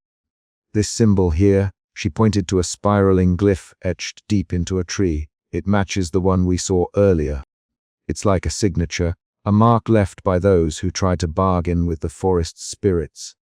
Tums nodded, flipping through his journal. Some passages mention rituals, sacrifices, even pacts, but none ended well. The forest's silence was punctuated only by the occasional crack of a twig or the distant call of a crow, each sound amplified in the stillness. Ethan's small hand squeezed Clara's tight, his youthful bravery shining through the fear that tightened around them all. "We have to keep going," he said quietly, voice steady despite the tremor in his eyes. "They didn't give up, so neither can we." Clara smiled faintly, drawing strength from her brother's resolve. "Right? We follow the trail, find the truth."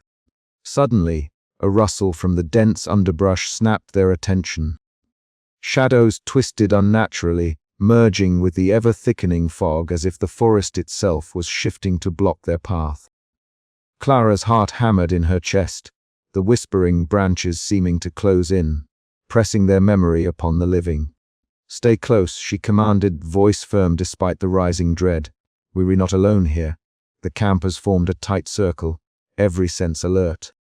The forest's memory was alive, ancient and unforgiving, reminding them that the trail of the lost was not just a path to freedom, but a snare woven from fear, despair, and nature's relentless vengeance.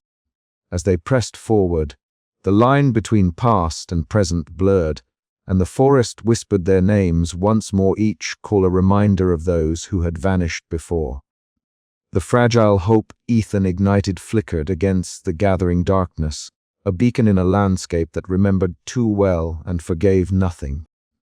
The trail of the lost stretched before them, a haunting invitation into the heart of the forest's wrath. The fog had thickened to a suffocating blanket, swallowing the campers whole as if the forest itself had decided to erase their very existence.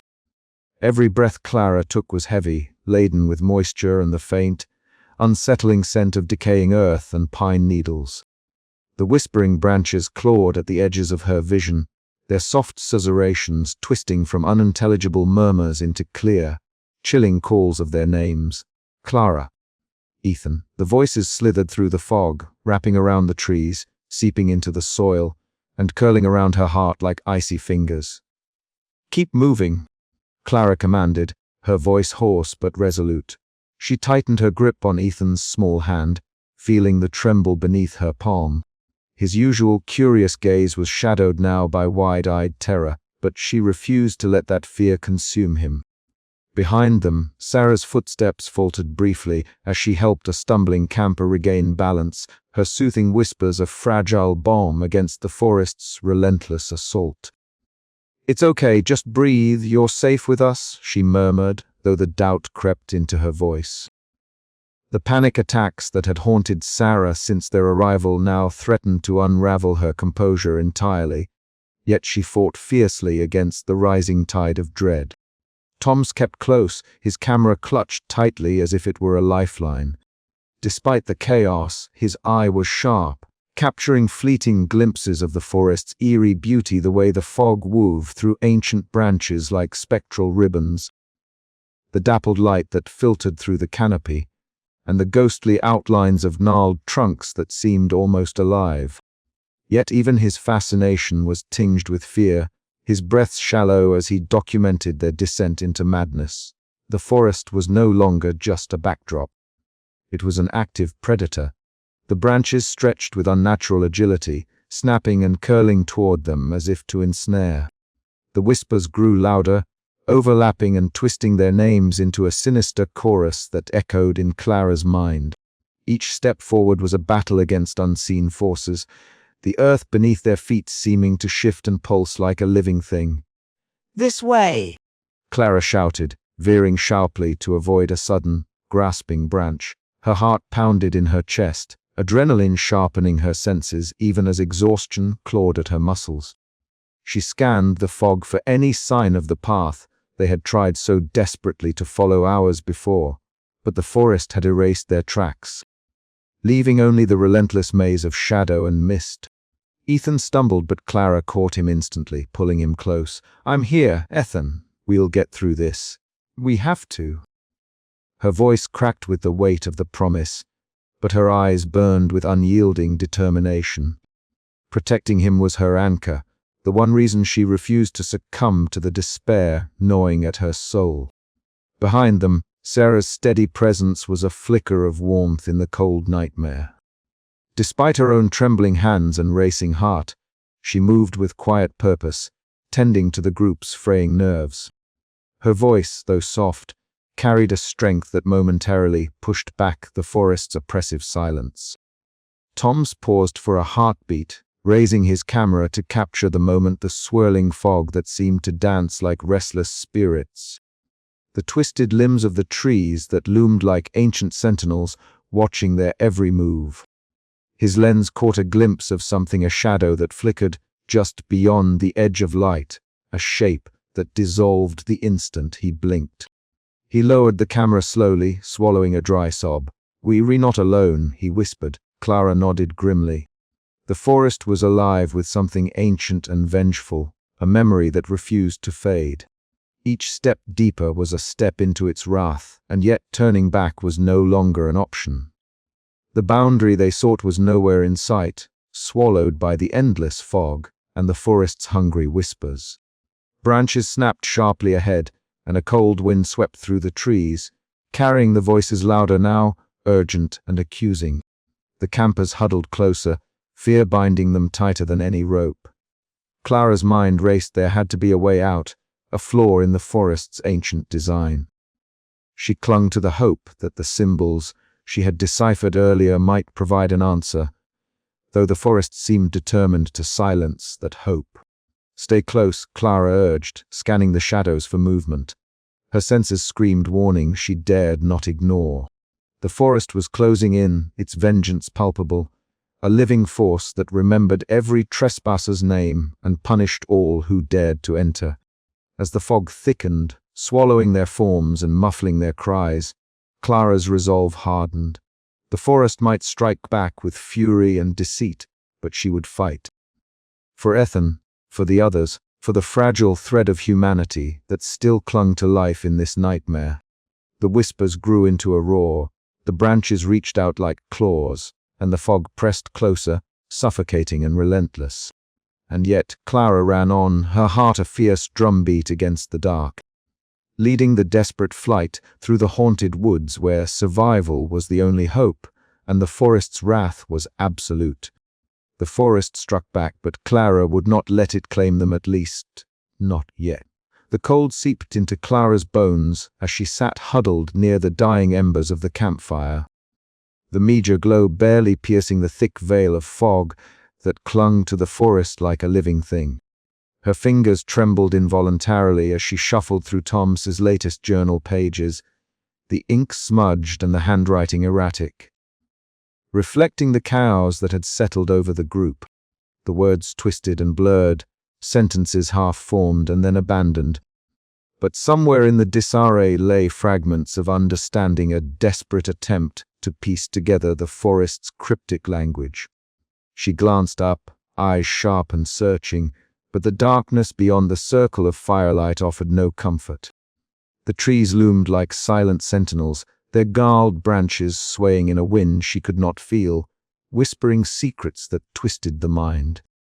Clara's breath hitched as she heard a faint, almost imperceptible murmur carried on the breeze, a susurration of voices that seemed to crawl beneath her skin. "Clara." The soft voice pulled her back. Sarah was crouched nearby, her face pale but composed, the lines of worry etched deep around her gentle eyes. "You should rest. The others are trying to sleep." Clara shook her head slowly. "I can't. Not yet. There's something in Tums's notes, something I'm missing. The forest, it's more than just trees. It remembers, it watches." Sarah moved closer, placing a tentative hand on Clara's shoulder. "We all feel it. But if you don't rest, you won't be able to help anyone, least of all Ethan." Clara's eyes flickered with guilt. Ethan, her younger brother, had become a fragile thread holding her sanity together. His wide, fearful eyes haunted her dreams, and his small hands clutched hers as if afraid she might vanish like the others. The weight of responsibility pressed down on her relentlessly, a crushing reminder of all that was at stake. Not far off, the flicker of a lighter illuminated Ethan's face as he sat wrapped in a threadbare blanket, whispering questions to the shadows. "Do the trees remember us, Clara? Will they forget us if we say sorry?" His voice trembled with a child's terror, and Clara forced a smile she did not feel. "I don't know, Ethan, but we have to keep trying. Together." As the night deepened, the forest around them seemed to pulse with a sinister life. Tom's, ever the chronicler, slipped quietly from the camp, camera in hand, drawn by an unspoken compulsion. He moved cautiously through the fog, the beam of his flashlight cutting through the gloom, revealing twisted shapes and distorted shadows that seemed to writhe with malevolent energy. Suddenly, the air thickened. The trees appeared to bend and sway unnaturally, their bark rippling like skin. Tom's blinked, heart pounding as the forest whispered his name in a chorus of low, guttural tones. The camera slipped from his grasp as the boundaries between reality and nightmare blurred. He staggered back toward camp, eyes wide with unspeakable terror. Back at the fire, Clara's mind raced. The hallucinations, the paranoia, they were not mere side effects of stress. They were the forest's weapon, eroding their grip on reality. Every whispered name, every shadow flicker was a thread unraveling their sanity. Marcus's absence loomed as a dark void, his aggressive presence once a source of conflict, now a missing anchor that left the group adrift. "We can't give in to fear," Clara muttered, voice barely audible. "We have to hold together. For Ethan, for all of us." Sarah nodded, swallowing her own dread. "But how?" "When the forest is inside our heads." The wind shifted, carrying another chorus of whispers that seemed to mock their fragile hope. Clara clenched her fists, the firelight casting sharp shadows across her face. We fight. We remember who we are. And we don't let this place win. But even as she spoke, the forest closed in, a living nightmare that would not let them go. The line between friend and foe blurred as trust frayed and minds unraveled, leaving only the suffocating grip of dread. And somewhere, deep within the whispering woods, the ancient spirits watched and waited, their patience eternal, their vengeance unyielding. The night stretched on, endless and unforgiving, as Clara fought to hold the last flicker of hope against the encroaching darkness. The forest had seemed endless, a labyrinth of towering trunks and suffocating fog that pressed against their skin and clouded their minds. For days, Clara had led the group through the suffocating embrace of the uncharted park, each step heavier than the last as the whispers grew louder and the shadows more restless. But now, as they pushed through a tangle of brambles and fallen limbs, a sudden opening appeared before them, a glade, hidden and untouched, bathed in the dim, filtered light of a breaking dawn. It was as if the forest itself had parted just for them, revealing this secret sanctuary. The air here was different, still thick with moisture, but quieter, almost reverent. Moss carpeted the ground in thick, velvety layers, cushioning their steps, while ancient trees stood sentinel around the clearing. Their bark was scarred with strange, deliberate carvings, curling and twisting in patterns that seemed both foreign and strangely familiar. A faint luminescence clung to the etchings, casting an eerie glow that made the group pause in awe. Clara's breath hitched. "Look at this," she murmured, stepping forward with a mixture of reverence and scientific curiosity. She knelt beside one of the carvings, her fingers tracing the grooves worn smooth by time. The symbols were unlike anything she'd seen before, an intricate language, written in quiet defiance against the relentless march of nature. Her eyes darted from one figure to the next, searching for meaning, for a clue that might unravel the forest's dark secrets. Ethan huddled close, his small frame trembling, but his wide eyes fixed on the carvings. The boy's usual questions were silenced for the moment, replaced by a fragile sense of wonder. Sarah moved beside them, her voice soft yet steady. "This place. It feels different, like the forest is holding its breath." Toms raised his camera, capturing the interplay of light and shadow, the expressions of the group, and the subtle glow of the ancient symbols. "If we can document this," he said quietly, "maybe we can find a pattern. Something that explains all of this." But even as Clara studied the carvings, a sudden chill passed through the glade. The branches above rustled without wind, and the whispers returned soft, almost inaudible, but unmistakably there. They drifted like ghosts on the breeze, circling the group, carrying voices that seemed to echo from the past. Clara's heart pounded. The forest was watching, and it was not pleased. "Did you hear that?" Ethan whispered, clutching her hand tighter. Clara nodded, swallowing the lump in her throat. "Yes. It's the forest's memory. It remembers every name, every step. It's alive." A shadow flickered at the edge of their vision, vanishing as quickly as it had appeared. Sarah stepped protectively in front of Ethan, her calm presence an anchor amid the rising tension. "We can't stay here long," Clara said, standing and gathering her notes. "But these carvings, they're important. They might be the key to understanding the forest's curse." Tums lowered his camera, his face pale but resolute. "Then we document everything, every symbol, every whisper. We have to find a way out." The glade, though a momentary refuge, was a stark reminder of the ancient power that surrounded them. The forest's memory was not just a whisper in the wind, it was a living, breathing entity that held them tethered to its dark past. And as the sun struggled to break through the dense canopy, Clara knew their fight for survival was far from over. "Stay close," she urged the group. "We move carefully. The forest is watching."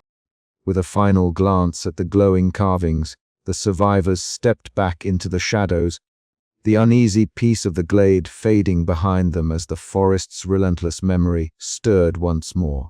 The fog hung heavier than ever that evening, thick and unrelenting. clutching the camp in a clammy embrace that seemed to muffle even the faintest breath. Clara sat cross-legged on the damp earth, her gaze fixed upon the ancient tree before her, its bark scarred with cryptic carvings worn by time and moss, but still resolute. The air was alive with whispers, faint and fragmented, threading through the dense fog like restless spirits reaching out from beyond. "Listen," Clara whispered, breath visible in the cold air. Her fingers traced the grooves of the carvings, each line telling stories older than any memory she possessed. Around her, the forest seemed to lean in, the whispering voices weaving a tapestry of sorrow and warning.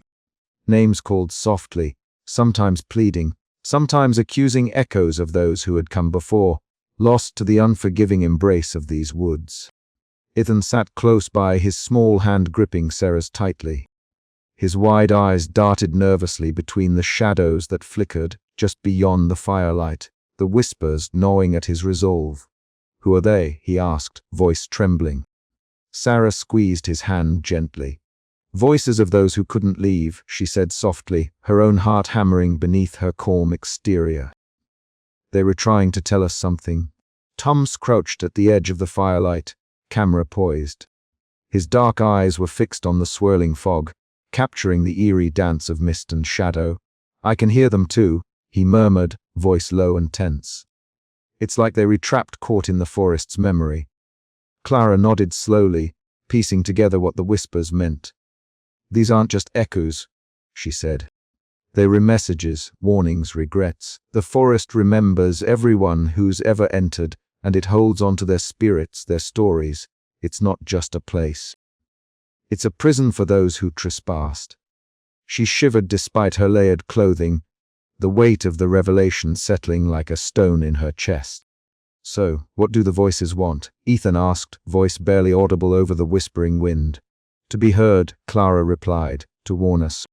To make sure we don't make the same mistakes." The group fell silent, each camper wrestling with the chilling truth. The forest was alive with the past, a living testament to nature's memory and wrath. The whispers carried regrets from souls who dared to defy its sacred bounds, their voices a mournful chorus that chilled the blood. Sarah's voice broke the stillness. "We can't ignore this," she said firmly. "We need to listen, to understand what they're retelling us. It's the only way we'll survive." Tom lowered his camera, eyes meeting Clara's. "I've been recording everything," he said. "Maybe these messages can help us find a way out, or at least prepare us for what's coming." "It won't be easy," Clara warned. "The forest doesn't forgive. It punishes those who disrespect it. But maybe, just maybe, if we learn from those voices, we stand a chance." A sudden gust swept through the trees, carrying the whispers louder, more urgent. Names echoed around them, some familiar, others foreign, each one a ghostly reminder of the cost of intrusion. Ethan's grip tightened on Sarah's hand. Clara's eyes scanned the darkening woods with renewed determination. The campfire flickered, casting long, dancing shadows that seemed to reach out like spectral fingers. The voices of the forgotten were no longer distant echoes, but a haunting presence, pressing close, demanding attention. The forest's memory was a burden the campers could not shake, and in its weight lay the fragile hope of survival. "We have to respect the forest," Clara said quietly, standing. "It's not just trees and fog, it's alive. It remembers, and it's watching us." As the night deepened, the whispers grew into a somber symphony, wrapping the group in an eerie lullaby of loss and warning. The survivors huddled together, their fragile unity strengthened by the shared understanding that to escape, they must heed the voices of the forgotten, the forest's eternal captives. And somewhere in the shadows beyond, the ancient spirits listened, waiting to see if the living would honor their silent plea, or become yet another chorus in the forest's endless memory. The chill of early dawn seeped through the thick canopy as Clara crouched before the moss-covered altar nestled deep within the forest's heart. Her breath came in shallow puffs, the cold fog curling around her like spectral fingers, whispering secrets lost to time. Her fingers traced the grooves of the ancient carvings, etched into the stone symbols that pulsed with a strange, almost sentient energy. Every line and swirl seemed to hum beneath her touch, as if the forest itself was breathing through the stone. She swallowed hard, the weight of what she'd uncovered pressing down like the heavy silence that surrounded her. This was no ordinary forest. It was a sanctuary and a prison, a place bound by a pact centuries old, a covenant between humans and the ancient spirits that called this place home. Clara's mind reeled back to the countless hours spent piecing together fragments of history from faded journals, whispered legends, and the very symbols that now lay before her. The pact was clear. Humans could enter the forest, but only if they respected its ancient laws, if they honored the spirits with offerings and reverence. Any trespass without acknowledgement, any act of disrespect, would awaken the forest's wrath. But what had they done? Had their intrusion, their ignorance, shattered this fragile balance? The forest's memory was long, and its vengeance merciless. Her thoughts were interrupted by the soft crunch of footsteps. Turning, she saw Ethan approaching, his small frame silhouetted against the creeping light. His wide eyes searched hers, a mixture of fear and trust. "Clara," he whispered, voice trembling. "What does it mean? Can we get out?" She forced a comforting smile, brushing a strand of damp hair from his forehead. I think there's a way, but it's complicated. We have to understand the pact." Together, they retraced their steps back to the camp, where the others waited anxiously. Inside the cramped tent, the lantern's flickering glow cast long shadows on their faces. Sarah sat close, her hands folded tightly, while Tom's flipped through his dog-eared journal, eyes bright with urgency. Clara took a deep breath, spreading the sketches and notes on the rough canvas floor. "The forest isn't just a place," she began, voice steady despite the knot in her stomach. "It's alive, sentient, bound to ancient spirits that protect it. There's a pact, an agreement made long ago between humans and these spirits. We were trespassers, but the pact says if we honor the forest and the spirits, we might be allowed to leave. If we break it, the forest will claim us." A heavy silence fell, thick with disbelief and fear. Marcus's absence was a gnawing void in the group's fragile unity, the memory of his disappearance a grim reminder of the stakes. Sarah's gentle voice broke through. "Do we have any proof, any way to know if this honoring will work?" Thomas nodded, laying out his notes. "I've been piecing together accounts from past trespassers, stories of offerings, rituals, and warnings carved into trees. Those who tried to appease the spirits had a better chance at survival. But the forest is unforgiving if you fail." Ethan's small hand found Clara's again, his voice barely above a whisper. "I want to help. What do we have to do?" Her heart ached at his innocence, a stark contrast to the grim reality. "We have to decide.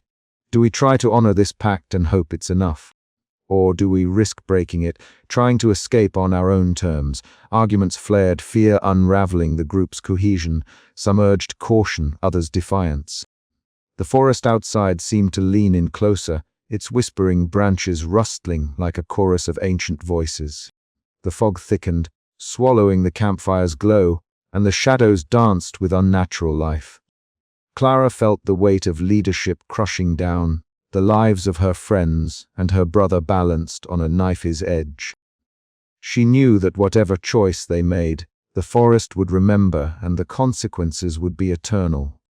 As the night deepened, the pack's terrible truth settled over them like a shroud. The forest was no mere backdrop. It was the antagonist, the judge, the executioner. And in its memory, no trespasser was ever truly free. Outside, the whispers grew louder, more insistent, a haunting reminder that the forest was watching, waiting, its ancient eyes never blinking. Somewhere in the darkness, a branch snapped a signal, a warning, or perhaps an invitation. The group's fate hung in the balance, their next move a gamble against a force older than memory itself. Clara steeled herself, the symbol's meaning etched into her mind, a grim promise and a desperate hope. They would either honor the pact and survive or break it and be claimed forever. And the forest would remember either way. The morning light was pale and diffused, filtered through the thick, unyielding fog that clung to the ancient trees like a shroud. Clara sat by the dying embers of the campfire, her fingers stained with ink as she copied the symbol again and again into her notebook. Each stroke was a prayer, a plea for understanding. Ethan watched her quietly, his small face shadowed with a maturity beyond his years. "Do you think the forest will forgive us?" he asked, voice barely audible. Clara paused, looking out into the mist where the trees loomed like silent sentinels. "I don't know," she admitted. "But we have to try." Sarah joined them, her usually gentle demeanor edged with steel. "We're running out of time. Whatever the pact demands, we need to prepare." Toms emerged from the shadows, clutching his journal. "I found more references, offerings left at stone altars, rituals performed at certain moon phases. The forest remembers those who respect it." "Then we make our offering," Clara said firmly, rising. "We honor the pact, for Ethan's sake and for all of us." The group moved with a renewed, trembling purpose through the dense undergrowth, gathering what the forest might demand: water from the purest stream, stones shaped by time, herbs whispered about in faded texts. Each item carried the weight of hope and fear. As they approached the altar, the forest seemed to hold its breath.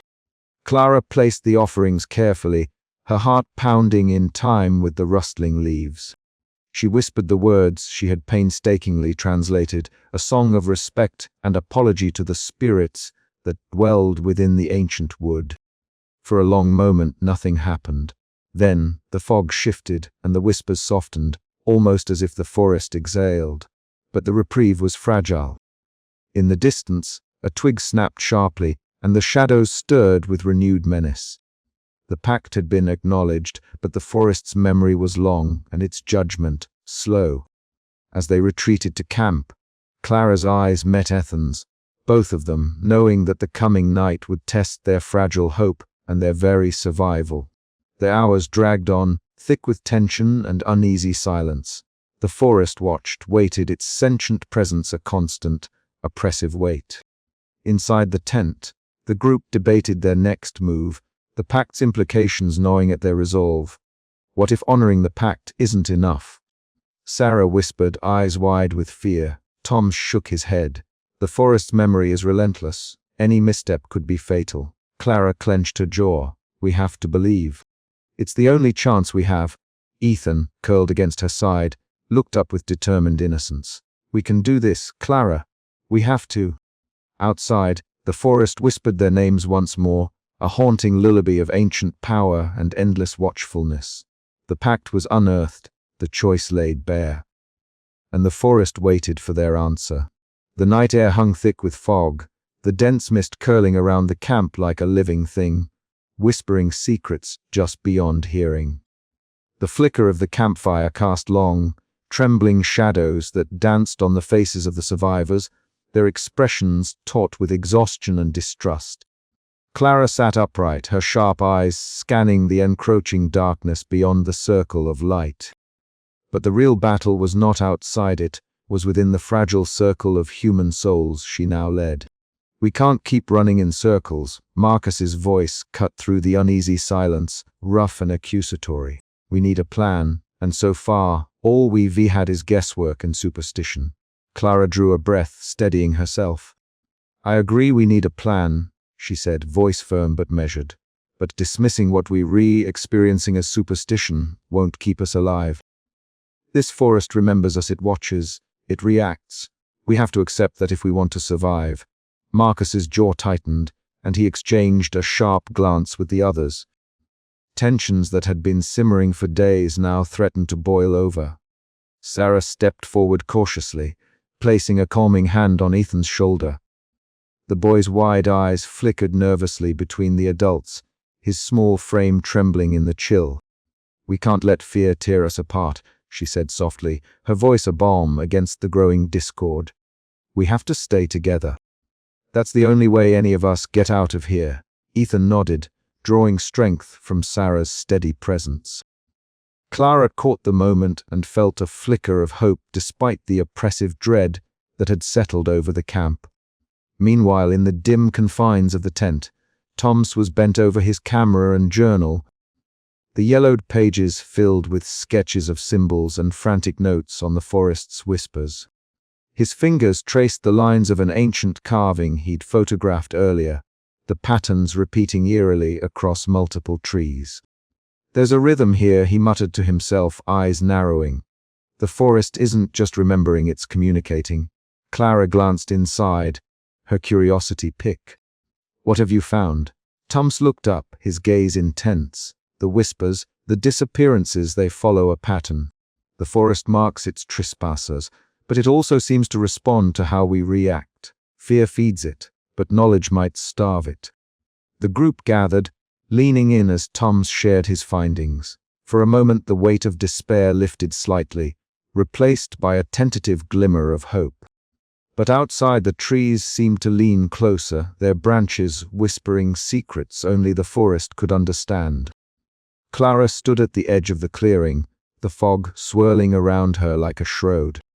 Every breath she drew was thick with the scent of damp earth and ancient wood, the silence punctuated only by the faintest murmurs of the forest's memory. She felt the eyes of the forest upon her, not cruel, but relentless. It was a force older than time itself, a guardian of forgotten pacts and ancient wrath. And tonight it was growing stronger. "We have to be ready," Clara said, turning back to the group. "The forest is testing us, pushing our limits. But together, we can survive this. We have to." As the night deepened, the fragile bonds of trust were stretched thin, but Clara's steady leadership and Sarah's nurturing presence kept the survivors anchored. Tom's discoveries offered a fragile map through the darkness, a chance to outwit the relentless memory of the forest. Yet the question lingered in the cold night air. Would their unity hold, or would the forest's whispering vengeance tear them apart before dawn? The clearing was bathed in a ghostly light as Clara knelt, her fingers trembling slightly as she arranged the ancient symbols. The carvings shed painstakingly copied from the bark of countless trees, now formed a fragile circle on the damp earth. Around her, the fog hung heavy and thick, curling like smoke through the skeletal fingers of the towering trees. The whispers that had haunted them for days swelled into a cacophony of voices, overlapping in an urgent, almost pleading chorus. "This is it," Clara murmured, her voice barely audible over the rising wind. "If there's any chance to stop this, to end the terror, it's now." Ethan clung to her side, his small hands gripping her jacket, eyes wide and shimmering with unshed tears. Sarah crouched nearby, her gentle voice soothing the boy's trembling frame as she whispered reassurances. We're going to be okay, Ethan. Clara knows what she's doing." Tom stood a little apart, camera slung over his shoulder, his journal open in one hand. He was scribbling furiously, capturing every detail of the ritual as it unfolded, the arrangement of stones, the whispered incantations Clara had pieced together from fragmented texts and ancient symbols. Despite his skepticism, even he could feel the weight of something immense pressing down upon them, something alive and watching. Clara took a deep breath, steadying herself. She raised her hands and began to chant softly, her words weaving between the trees like threads of light. The forest responded immediately.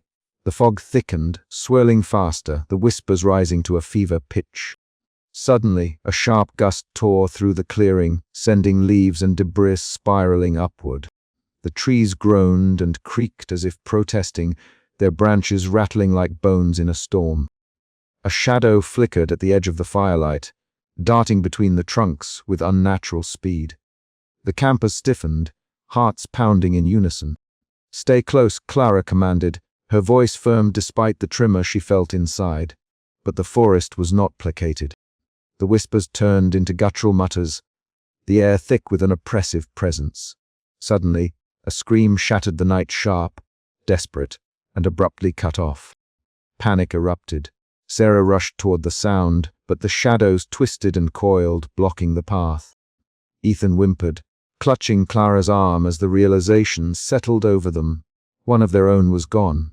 The forest had claimed another victim.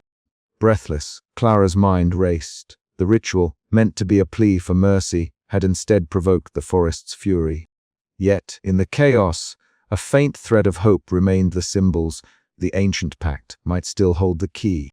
"We can't stop now," Clara said, voice cracking with determination. "Whatever this forest wants, we have to find a way to give it, or find a way to break free." The survivors gathered close, their faces pale and eyes shadowed with fear, but lit by a fragile spark of hope.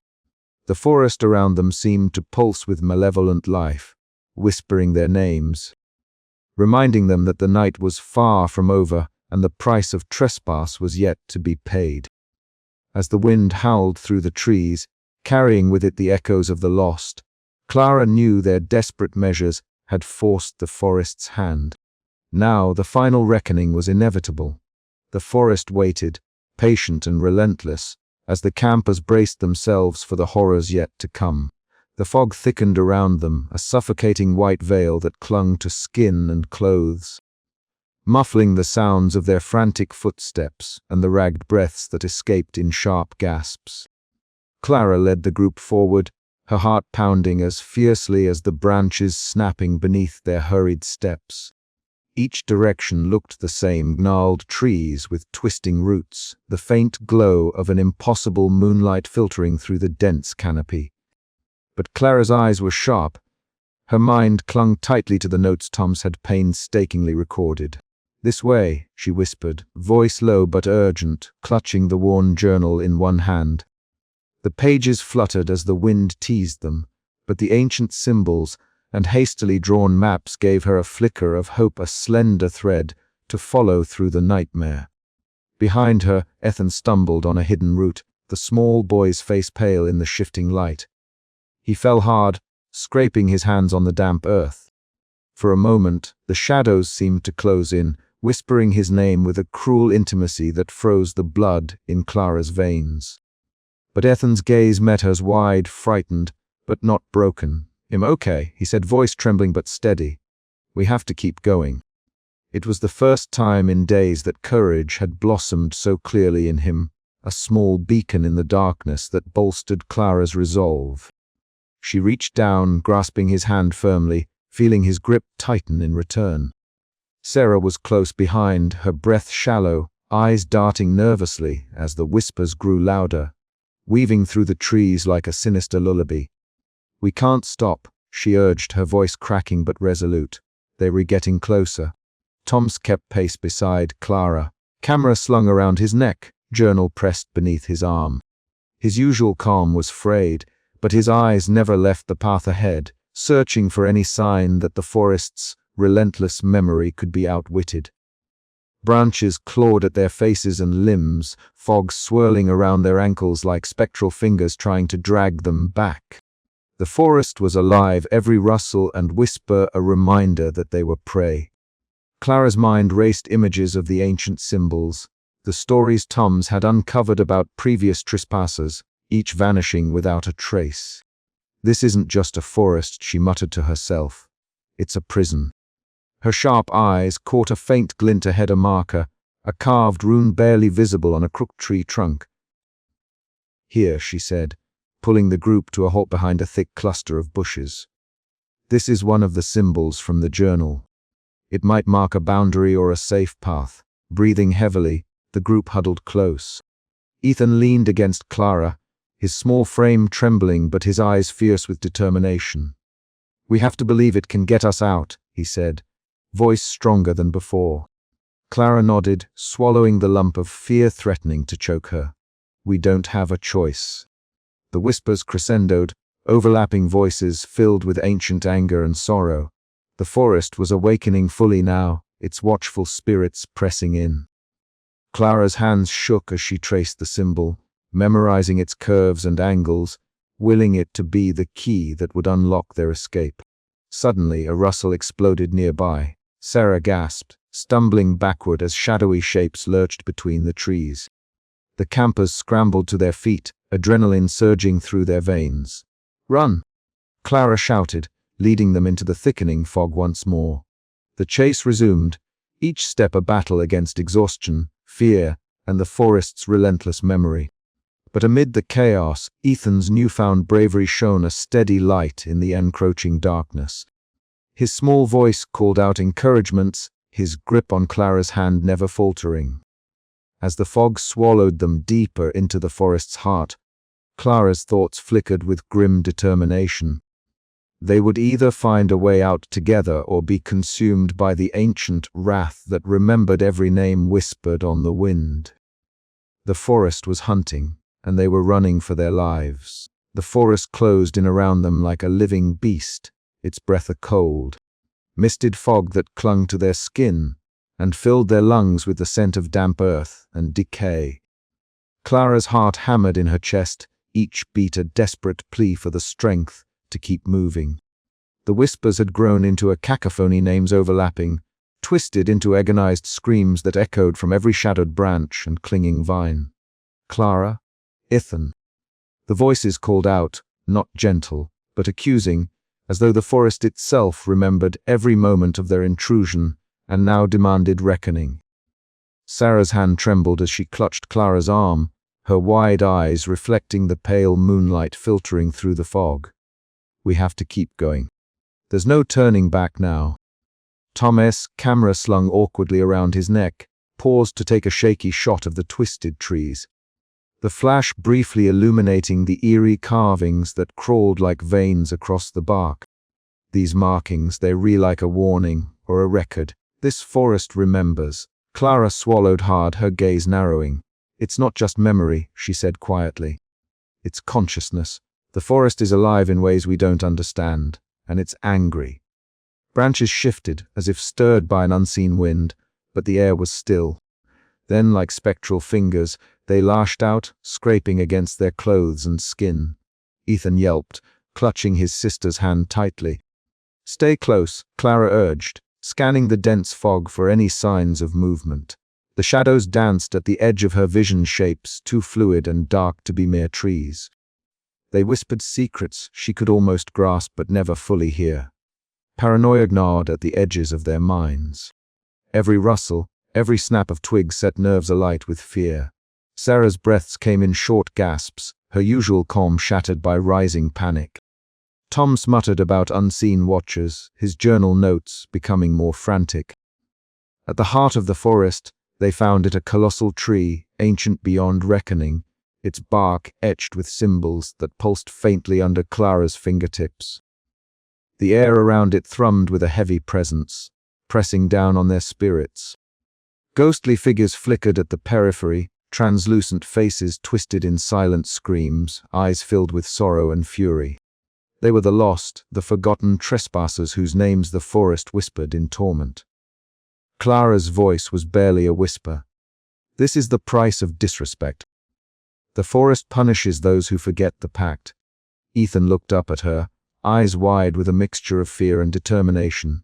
Can we make it out? She didn't answer because she didn't know. But she knew one thing: the forest's memory was a prison from which few escaped unscathed. With a sudden surge, the group bolted, shadows stretching out like claws trying to hold them back. The fog thickened, muffling their footsteps and swallowing their cries. The voices rose into a deafening roar, the screams of the lost merging with the forest's eternal lament. Clara led the way, relying on instinct and scraps of Thomas's notes, weaving through the labyrinth of trees that seemed to shift and close ranks behind them. Each step was a battle against exhaustion, fear, and a creeping madness whispering that escape was impossible. Suddenly, a twig snapped behind them. Sarah screamed, stumbling into Clara's arms. Ethan's small body trembled, but he pushed forward, spurred by a courage that surprised them all.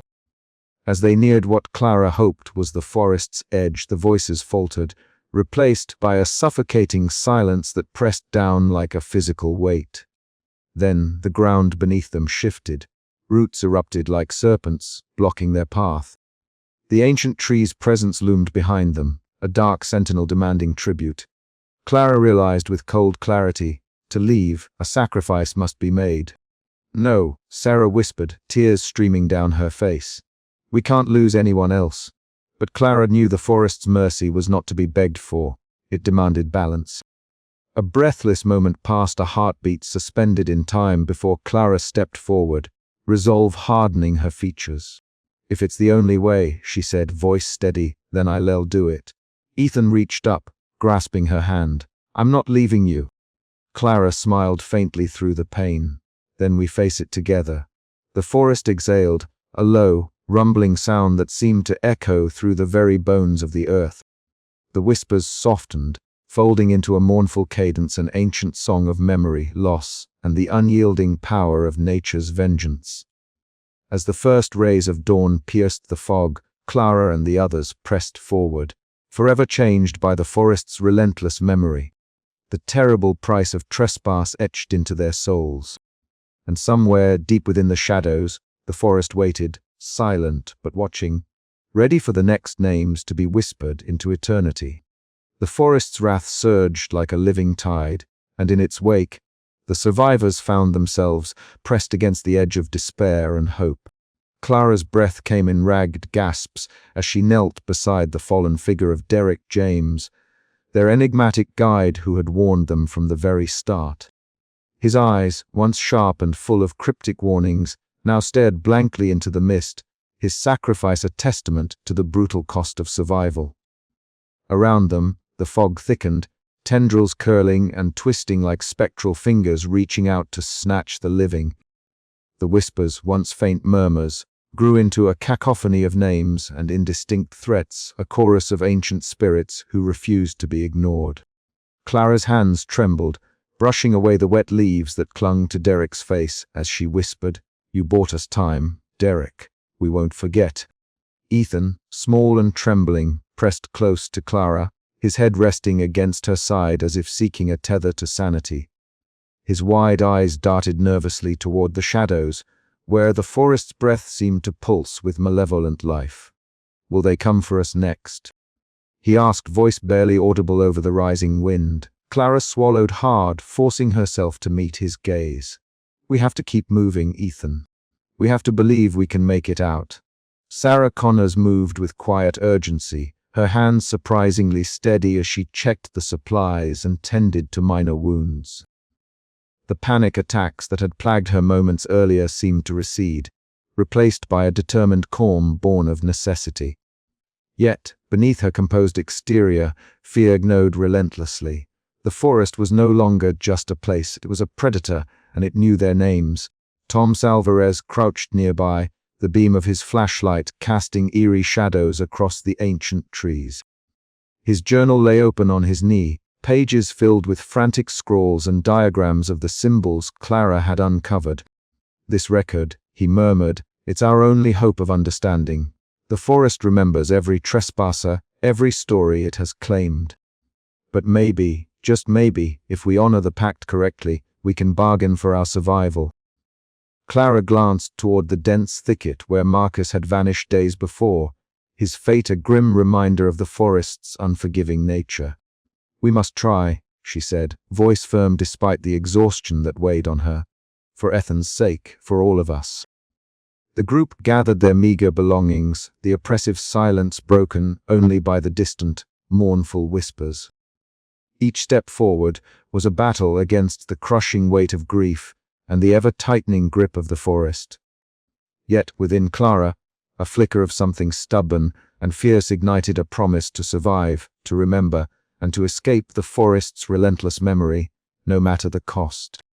As they moved deeper into the fog, the sacrifice of their companion echoed in their minds, a haunting reminder that in this ancient domain, survival was a price paid with blood and shadows. The forest waited, patient and eternal, its whispers weaving a tapestry of terror that would not soon be unspun. And as Clara led the way, her sharp eyes scanning the shifting shapes beyond the trees, she knew that the real fight was only just beginning. The chilling gray light of dawn crept through the dense fog as Clara, Ethan, Sarah and Tums emerged at last from the oppressive grasp of the forest. The trees behind them stood silent and watchful, their gnarled branches reaching skyward like skeletal fingers, stretching in eternal vigilance. The group paused at the threshold, the boundary where shadow met open air, where the suffocating embrace of the forest began to loosen. Clara's breath came in shallow gasps, the cold dampness seeping into her lungs, carrying with it a faint but unmistakable sound, whispers. At first, she thought the wind had picked up, but the murmurs were too deliberate, too rhythmic. Name's her name, Ethan's wove through the air like threads of a spectral tapestry. The forest had not forgotten. It never would. Ethan's small hand gripped hers tighter, his wide eyes flickering with a mixture of relief and terror. "They re still saying our names," he whispered, voice trembling. Sarah stepped forward, her gentle brown curls damp with dew. Her nurturing presence steadied the group, but even she could not mask the pallor that had settled over her face. "We re free but not really," she murmured as if acknowledging a truth too painful to face head-on. Tom S., ever the chronicler, flipped open his worn journal. The pages were yellowed and stained, filled with frantic notes and sketches of symbols Clara had painstakingly deciphered. He read aloud passages that spoke of an ancient pact between mankind and the forest spirits, an agreement forged in blood and silence, binding trespassers to a fate beyond death. "The forest remembers everything," Tom S. said quietly, his voice barely above the whisper of the wind. "It doesn't just hold the bodies, it holds the souls, the memories. Leaving isn't freedom, it's exile with a price." Clara's sharp eyes scanned the treeline, trying to pierce the fog that lingered like a veil between worlds. The forest was no longer just a place of trees and shadows. It was a living, breathing entity that carried within it the echo of every footstep, every scream, every whispered name of those who had come before. Her mind flashed back to the countless moments of terror, the sudden disappearances, the flickering shadows just beyond sight, the ancient spirits that had clawed at the edges of their sanity. She felt the weight of leadership heavier than ever, burdened not just by survival, but by the knowledge that the forest's reach extended far beyond its borders. "We made it out," Sarah said, trying to inject calm into the moment. "But it's not over. Not for us." Ethan's gaze was fixed on the boundary, the open path winding ahead into a world that now seemed both unfamiliar and hostile. The whispers grew louder, wrapping around them like a shroud. Clara drew a steadying breath, her fingers tightening around Ethan's. "We carry it with us. The forest's memory, its vengeance. We'll never be free of that." A sudden gust stirred the fog, sending a chorus of voices rippling through the air, a lament, a warning, a promise. Clara's eyes narrowed as she stepped forward onto the path, her resolve hardening. The ordeal had changed them irrevocably. The forest's edge was not an end, but the beginning of a haunting new chapter. She glanced back one final time at the whispering trees, the silent sentinels that had marked their souls. The forest waited, patient and eternal, whispering promises to its next visitors. And though Clara could no longer hear their voices in the same way, she knew that somewhere deep inside, the forest's memory thrummed within her, and it never would fade. With Ethan close beside her, and the fragile support of Sarah and Tom at her side, Clara took the first steps beyond the edge of the forest, into a world that was no longer quite her own. The whispers followed, a haunting echo of terror, loss, and the relentless memory of nature's ancient revenge. And as the morning light grew brighter, the forest fell silent once more, waiting, watching, remembering. The dawn broke pale and grey over the hospital window, casting long, sterile shadows across the small room where Clara Hayes sat motionless. Her eyes, once sharp and alert, now reflected a hollow exhaustion that seemed to seep from the very marrow of her bones. Across from her, Ethan lay wrapped tightly in a thick blanket, his small frame shivering despite the warmth. The antiseptic scent of the room mingled with the faint, almost imperceptible hum of machines, a constant reminder that the world outside their nightmare still turned. Clara's fingers trembled as she unfolded the crumpled notebook she'd carried through the forest, her careful notes, sketches of ancient symbols, and frantic observations, each page a testament to their desperate struggle. Ethan's pale eyes were fixed on the window, watching the world beyond with a wary innocence that had been battered but not broken. The silence between them was heavy, filled with the weight of unsaid words and memories too sharp to voice. The forest's whispers lingered in Clara's mind, a relentless echo of voices that had called their names in the mist, voices that had belonged to those now lost forever. She swallowed hard, fighting the rising tide of guilt that threatened to drown her. Weeks had passed since they had been pulled from the suffocating grip of the national park that existed nowhere on any map, a place where time seemed warped. And the trees held grudges as ancient as the earth itself. The others were gone: Marcus, Sarah, Tums, Jenna, Derek, all swallowed by the forest's insatiable memory. Only Clara and Ethan remained, survivors not just of a physical ordeal, but of a psychological torment that would not release its hold. In therapy sessions that stretched long into the sterile afternoons, Clara tried to put words to the unspeakable. She spoke of the forest's whispers, the shadows that moved just beyond sight, the ancient spirits that had revealed themselves in fleeting visions. Her voice faltered as she described the vanished friends, the desperate attempts to find a way out, and the cruel realization that the forest was not just a place, but a living entity, a sentinel of nature's wrath. Ethan listened quietly, clutching the notebook Clara had given him. His young face bore the marks of fear and loss, but in moments of rare courage, he asked questions that cut through the fog of despair. "Why did the trees remember us, Clara?" he whispered one evening, his voice trembling. "Will they forget us someday?" Clara's heart ached. "I don't know, Ethan," she admitted softly, "but I promise I will keep us safe." Outside the hospital walls, the world had moved on, indifferent to the horrors they had endured.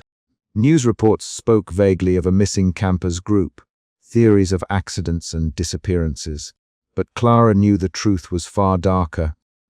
Buried in the depths of that uncharted forest, where the trees had names etched into their bark, the names of those who trespassed and never returned. In the quiet moments, Clara found herself haunted by dreams. The forest's shadows reached out with whispering branches, calling her back into the mist. She would awaken gasping, the echo of voices threading through her mind, a chilling reminder that the pact between humanity and the ancient spirits was not easily broken.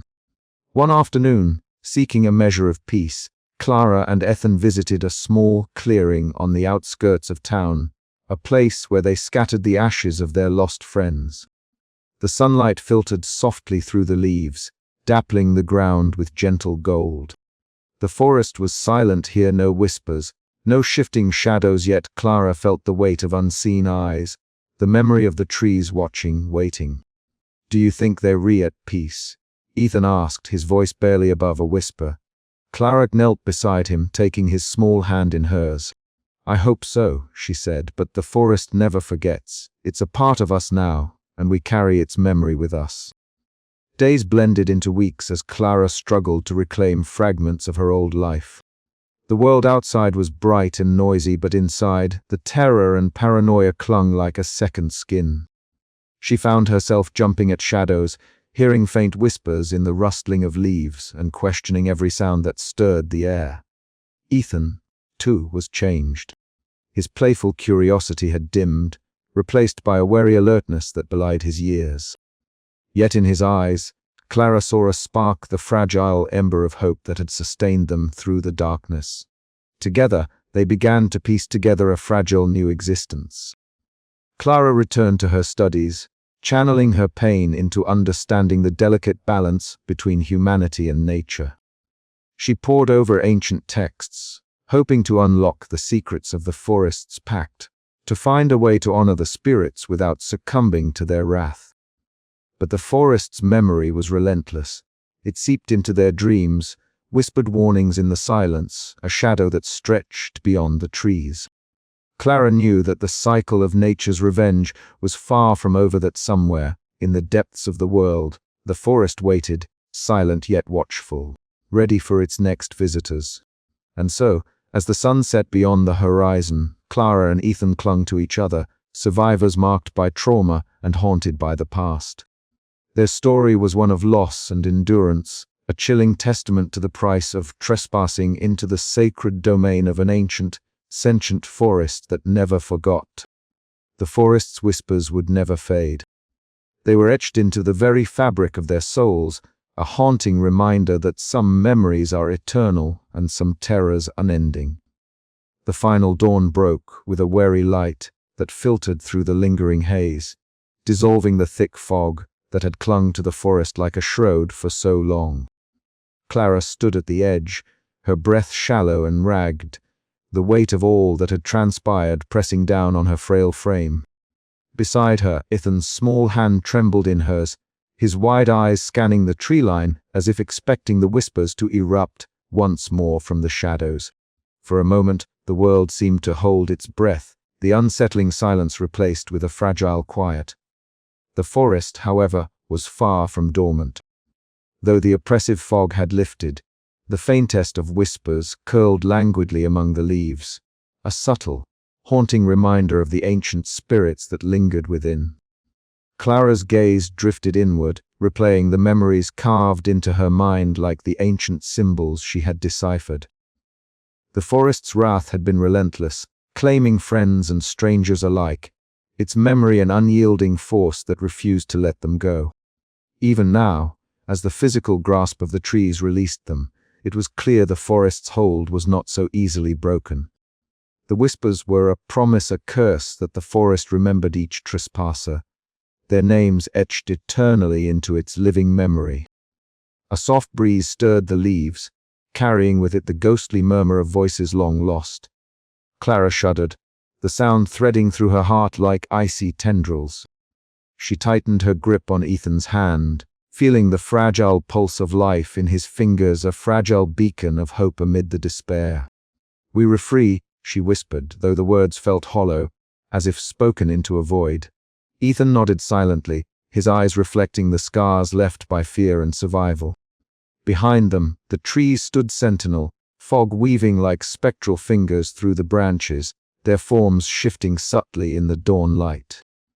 The forest was watching still, patient and eternal.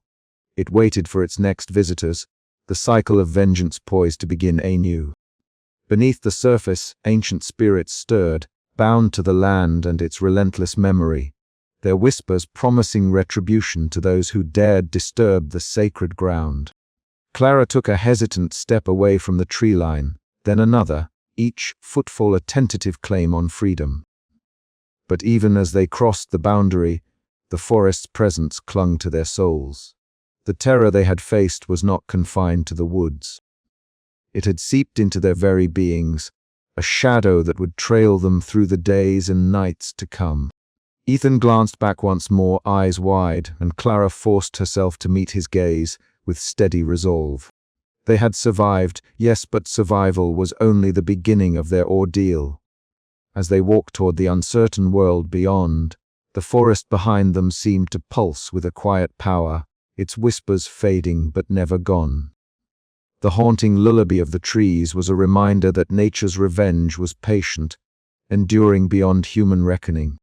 Somewhere, deep within the shifting shadows, the names of Clara, Ethan, and those lost were etched forever, a testament to the cost of human trespass. The world outside the forest was bright and alive, yet Clara felt a profound melancholy settle over her. The ancient spirits had not only claimed victims, but had imprinted their sorrow on the survivors. The memory of the forest was a living thing, a dark pact that could never be undone. As the sun climbed higher, Clara and Ethan disappeared down the winding road, their figures small against the vastness of the land. Far behind, the forest breathed, silent but whispering, waiting patiently for the inevitable footsteps that would once again break its sacred silence. The cycle of nature's revenge would continue, relentless and eternal, a chilling reminder that some names are never forgotten. And somewhere in the distance, carried on the wind, a faint voice called out a name yet unheard. The end was not an end at all, but a beginning. The forest's memory was alive, waiting, whispering, always watching.